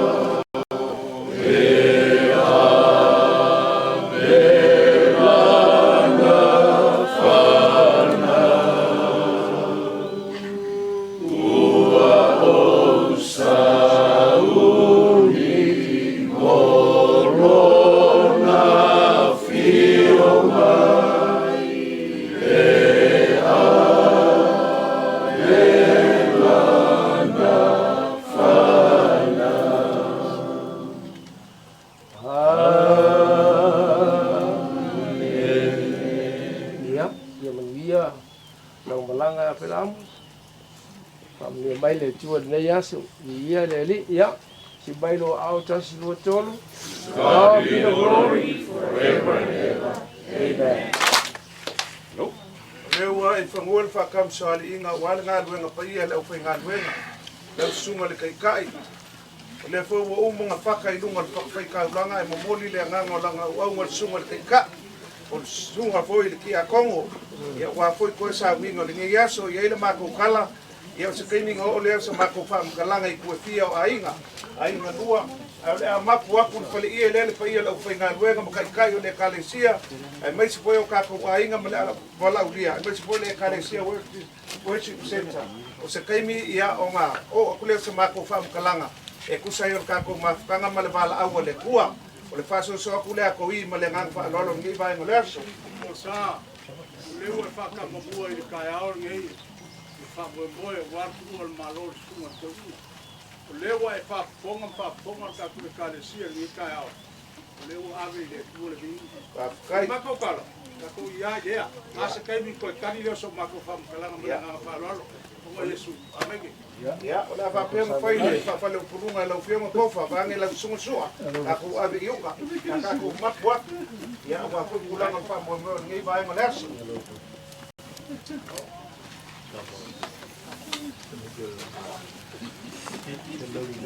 Oh, ada dia di ko mai dia udah punya rengan fa ti au ma le kalesia.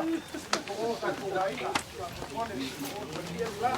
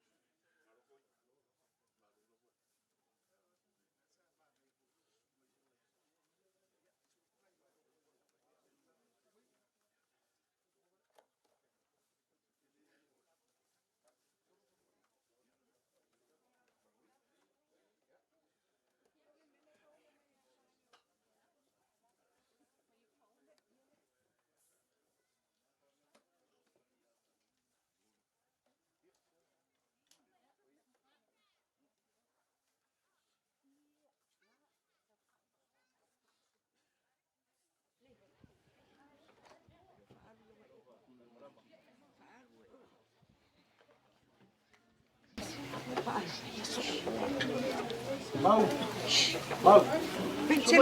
Cela. Mau. Cela.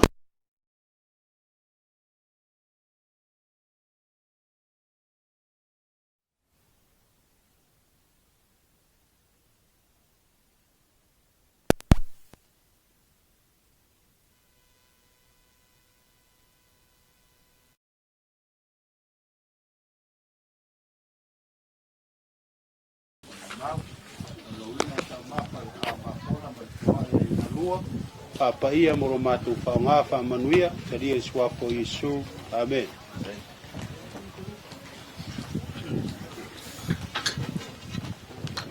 O le alo mai le kaukenga malkalinga o sua wale ngai vaenga le aso. Ai mangaku so mako leo wa ike le malama I saua wa leo whakawaka le lama le masinga mafukua le fofuanga. Awa le foi kako laka le kau fiafi ma le kau laumea. O le foi wa sili mea le seu ngali seu. Wa I unga luenga la ufai nga luenga. Awa le kako kau langosi le vala au le kua le maloma le usuia le fongo. On fa pele o sa mako kala. E o le fa sa unga au ma le aku folasa o sa moa le aku ngua umanga kofi. A wa kapu lava so mako fam kalanga I ku kele mai ku kaulangi. E mafua o ngole pa ia. Wa kako uama I mamalu le aku ngu. Kako makau I le akua malonga fingangalo. Me le fa kuloa kuwaili pa ia o le kalesia. Worship Center I kokongo sa moa mako ngu mamao. Wale su o le fionga le aposkolo. O le sa langwa inga le upu o le kua. E ilo mako kalikongunga. O le aso le ngei o le akalolo e wha malulu aku I o mako I ku kele mai ku kaulangi. A wale pa I o le kaulangi a wale a inga sa kofa. O alo wa fusoanga e masifoi uso ali. E kause le wha le fiku ma le mamalu sa murianga. Ia e wale usuia le fongo ia Falesui. O le pa ia foi mawalunga wale kause ali le fio aku le fionga ia ilinga ngoa. E le koe o sa mako kala. A wale su o le kangaloa, o le li o le ngu, a wale fio a inga sa mkuangai, ia malangafa, pola pui sa funge makaulo ngiu, le anga le falu polu ko kofi, o le aka lolo ko umbaoka, malangi e fia e fasingo o wale ku o le malo ma le usui le fongo, a o le kala ko I, o le mako mafukanga, ia la fua, ia langa ko I o ele o makai o le ala leo lo kulai, o levo nga mako ngofo le malanga mai se vai o Falesui ma ngofo I ele ia o le mafuanga nga le ku aku ia Yesu aku sunga I le li fa fengai ngo lupe fa lele ia ainga sunga ia o sasa mal falekua ia mali ia le la ka fai e kuai langa lo mako kau malai o waku langa le fa moe ia fa kulo fo I kua ia o fonga o malai ka wave ia e mai se fo I kau kuambua malai fia o faleaka ele o isa kala ko I o nga fa pelea au sunga le kai o le sawinga la sunga misa ia upu e masangia I le kungu seu langa kila e fa puloru kwa lima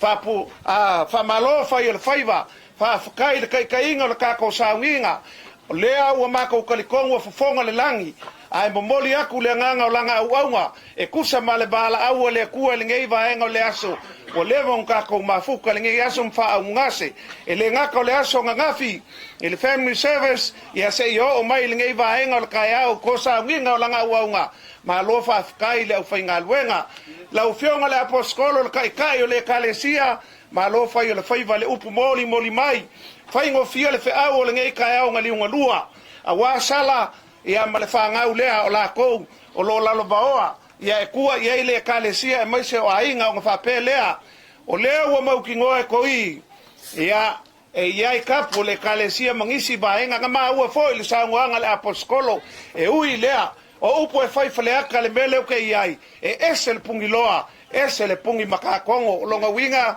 e whaikau ese kuila maape e ui lea o le kaulanga ose o le ngei aso ia aua ngei kou whaikawinga o sasa mali ma le paia lau whainga roenga makua o ainga ma inga e fia a ia kou makau i le akua malonga finga ngalo o le fōa ia le akua a wasa kaulanga ose le vala aua le akua ma le kua le malo sunga ia Aperaamo sunga le toina po le whakalenga ia Falesui ia wa lai kapua i mai le whalefiku la foi kapua i mai sal murianga ngei fasili po fela iai levanga mafuka makoi ma le fionga i le sao le kamala fale ia mkaia ionga i le ele mafangua o lo suad sunga le whawhengainga ma maka ulupe whalele ia o le maka ukala le o se launga e le o lava sa maka ukala ingisi pa ia ma mamalu pa ia foi o Samoa ia o le ua kako makau uma i le akua malonga finga ngalo o wala au finga luenga ngalu lua ia nga whapelea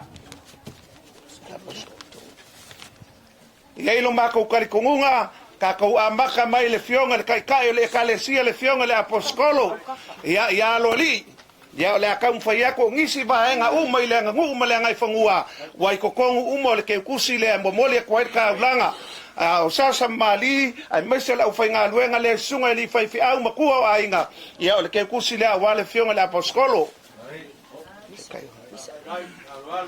la sunga le kai o saunga le yaso ia fa kai kele lava o fofonga le langi o e kalai foi musa ngoa wa kulanga le fa moe ia o le mako kala o le ke kusi le ko ngia le ngalwenga le yaso ale vale lo fa le ainga malaka ulanga osilia a wa kulanga le fa moe le yaso le la mole yaku le ke kus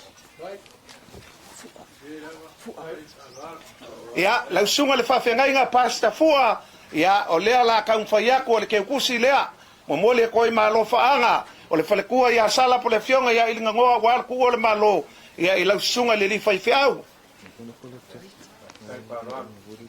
ia lau sunga le li fai fiau fereti e fa penga foi ia o le ke kusi lea mo mole koi malo faanga o ainga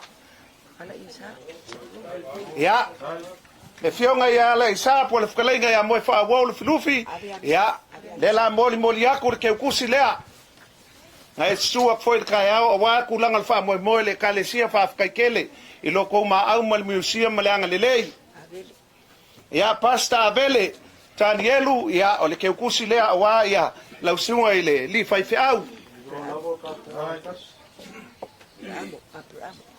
ia la sunga pasta Aperaamo tulia ia fa penga foi kan foi aku ke kusi lea kiki ale nga mea ia fai kau ngai ia se kau mo fainga vai manga ku ai le bala au le ku ia Aperaamo ba yang le usui le fongo ia Falesui tumapu fialua ia sunga ia tumapu sunga le li fai au ia o le ke kusi lea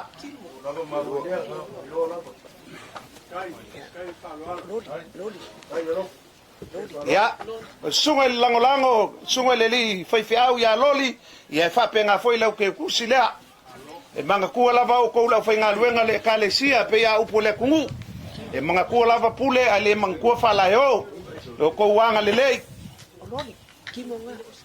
ia sunga ia pasta kimo ia o le ke kusi lea ia lau sunga le i au wha mausili e wha penga foi o le ke kusi lau saungia le mako lupe whalele ia le whainga luenga whale kua e maise foi o ainga lua tunga le li fai au ia baenga fa penga foi ke kusi leo fo wak Sunga ia Pastor Tony, ia whapenga fo i ke ukusi lea. Sunga ia Pastor Keneti, ia lea kamwhai aku ke ukusi lea. Ia, a whai leo sumai leo whinga luenga, ia ngai si le fia sunga ia misa male. Pastor Pule, e whapenga fo.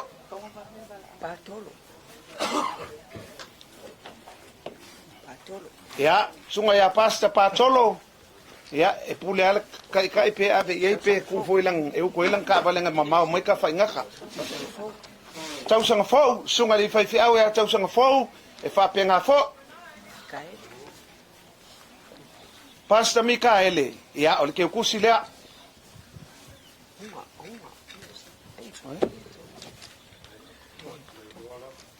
ia sunga ia tolo ia leuke ba e ko sunga ia tolo ia ka keo ko suafa makai langa leu fa fai fiao ko sunga ya simati ia fa penga foile ke busila la sunga le fai fiao mau ia pole kai foi ko inga pole ala ka unga o ko ia fa malu rock pe se kala sunga ya lele e ko mai ko o ia ke busila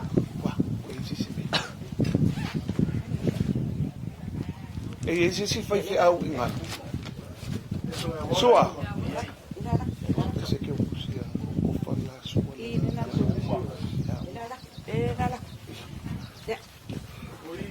ya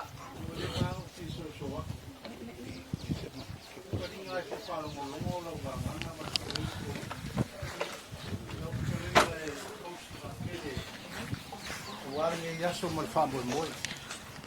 Ua malie le mako vai, ua malie fo le mako falo ngolongo. O lau falo alo. A whaia ua kao ili mea ua eskalai iai. A umai lau vanga, ua uma fo. Ya, whawhikai. O le mako karo la kulea maleanganga falo, o le mako kele sopo upa se mea e ioe iai le kale sia le nei. O le mako loko mo mako nganga, mako ke alo lofa ia Aperaamo. Ioe. Le la wai u ko sa nginga, le wa eskalai. Longa ia fale aka male ngafa male ku kolu sanga. Ma ia wa fale aka. Ele o ia se kala ka malo mai sa vai. A o mako kala malo mako nganga fia malo mako nganga falo alo. Se le o malie falo. Ya, fa kai ko fa la fa mako kala. Ia ngo fa ia pu le ke si le mai o le pai o le kaulangi walo ko ai nga sa ko fa. O le su le mapu, o le alo va fuanga, o le usuali e kausel fa le fikum salim ri anga nga. O le melanga ua le whakele ai sau ke kusi se afe kala ia a o lau ke kusi la lau fionga kofa pange lau fionga le sao ia o le mako kala lea la wha uma le mako kala ia sunga ia Walter leu wha mangaku mai mea nganga o fisile kuai pe iei se whaifi au o ngalo ia o le mako kala lea Fai mai la poskolo paulo ngo ka ufa longo ia ilanga wa wele le sa ka sili ia fai mai e wo ka le ka le lei wa i ia ka ka sing yonga wo ka ofile upol fa ko ko le ngei o ke winga mo le pale leola a fua i moli ma o ke le ia nga pola nga fai nga luenga le fam singonga a fua i moli mau wa lava ma ko ele nga ka ko ke le mai loa ile finga ngalo le ko malanga sisila ki le nga lue a o angi vai nga a pela amo kulo vaange fkalenga falesui o le mako kalama ma mako lupe fa lele ia ba kele ako yo ko finga ngalo o upu ale ku po ai ka ka maka palpala ile ai ase ka a ko ngia ku liu longa ba ai se o le coffee o kanga o se po ai al kanga fai mai wa faula inga e yai ale kai me fsta sia yai le ala ngalo ngalu le nganga o le ko yo ko finga ngalo maka ko loko inga ia fa ko folau mo fa sa ka ko wola kako wola ko ilalo ia ole mako kala lea ole mako kalo o upunga fola yanga au nga malfa malo si au ia fofonga le langi ia nga kala le fa nga le fa longo mai umang sa ngol aposkolo ai o ke manga ku ala kala le men kafe ai le uku ka fa ele ka fa lo inga nga kala ole kala fa sa mo ai ka u akele nga kafe le uku ka fa ba ngale maua mangwia nga maua singa ia malangkama fo muinga ma fo mai onga o le leu ska longa winga au ska I upo le aposkolo ia mai se fo ia le ku lalo o ko lo finga wenga okay lo manguia o la ko faiva ia mafa ngalo la ko gola mole ku ma le finga ngalo ia a fai o la ku ma le fu ma kala le filiali ia lo fangia le ku fo lau ilang ma pa la la le ku pe o le ala ia foi ngisi malanga mai pe o le ia fo lau le sao ngale mu kele se vi inga le ku I lo ka ko wola wonga ka fi malala ia le malanga sunga ko inga ya Aperaamo ia por ko fai a Falesui ia yonga inga male kalesia ia mai se ngisi o fa longo ma mai o le mfenga moli ma winga le ngeaso ia a liliu mai le ku sunga le kai o le kalesia ia el nga moku ma Amerika ma Hawaii sunga ia o sasa ia lo fangia le ku ma wolang ko fa upenga mfa fulu o ma ko lupe fa lele me le fa ku me se foi lupe fa lele le ma ua ia o ka ko ainga I sai pipi ia mangukele inga ko faiva ia manguia kele lo ko ngalu ai le fe au mal ngalu nga le ku ma se di inga le ku I le soi fu au ia ko fa ma wala ko fa la fe ngor sa le ko siria sa pa la ma ko le foi se ia suma ia maki le foi ki ngalo ya ke o yo wat kala paulo ya cornito lai ku anga le ai se maliu le al me ka ko fe ia me ia sa o le me nga le sa ka ko fe ngai me ka ko mo de fionga le tua le la o fa ya o ma ko kadia lo ko fa lo ia ko fa ko le la me o ma o ko au ya ale asor ka ko le o nga le tua o le ma ko fa kalanga ia la le wa sa ngola o fionga le di fam singo ele ia se me ke le yo ya me ya o ma ko ka fa ku la kiki la le ale nga fia le aso ngai ia fa manguia mo ko fa ku mo le ku me fa ngau o ko au ye o le aso fia o sunga le ko inga ia o Yesu amen ia ka ko fa pe o fai ka ko abele yuka a uma en ko pule la fainga luenga fai se ka ko ka lo fa iu ka ko ese mal mengi ke ai ka ko se ko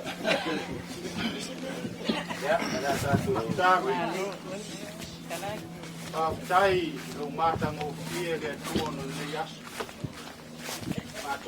mata le ao ma fola mal foa I o la mata le ngo le vala wala o fio ila o no lo watali o fo yatu le ma fai ona mato tawi atu la to ma amro la to wa fulingi o fa so mai mo la fai nga ruenga mo mato tangata o la mato total o le tuo manui e tawi mai ma fa mo lo mai o manui ina ia to fa tu me o fa nga no la to wa nga le la fai nga ruenga ya a manui si so la o fio le tuo lo mato tama le file mo monio Yesu ke viso lo mato li faola ile male maftanga fai pe male nga paia ye lunga la valeo I mato uma malau fa na fa tu ile lalolang ye maso uma o le fava vau lava amen amen dasi lu tolu God be the glory ever and ever amen alo fa kai kali mai le suang ka ko sa bali ai le wa le kai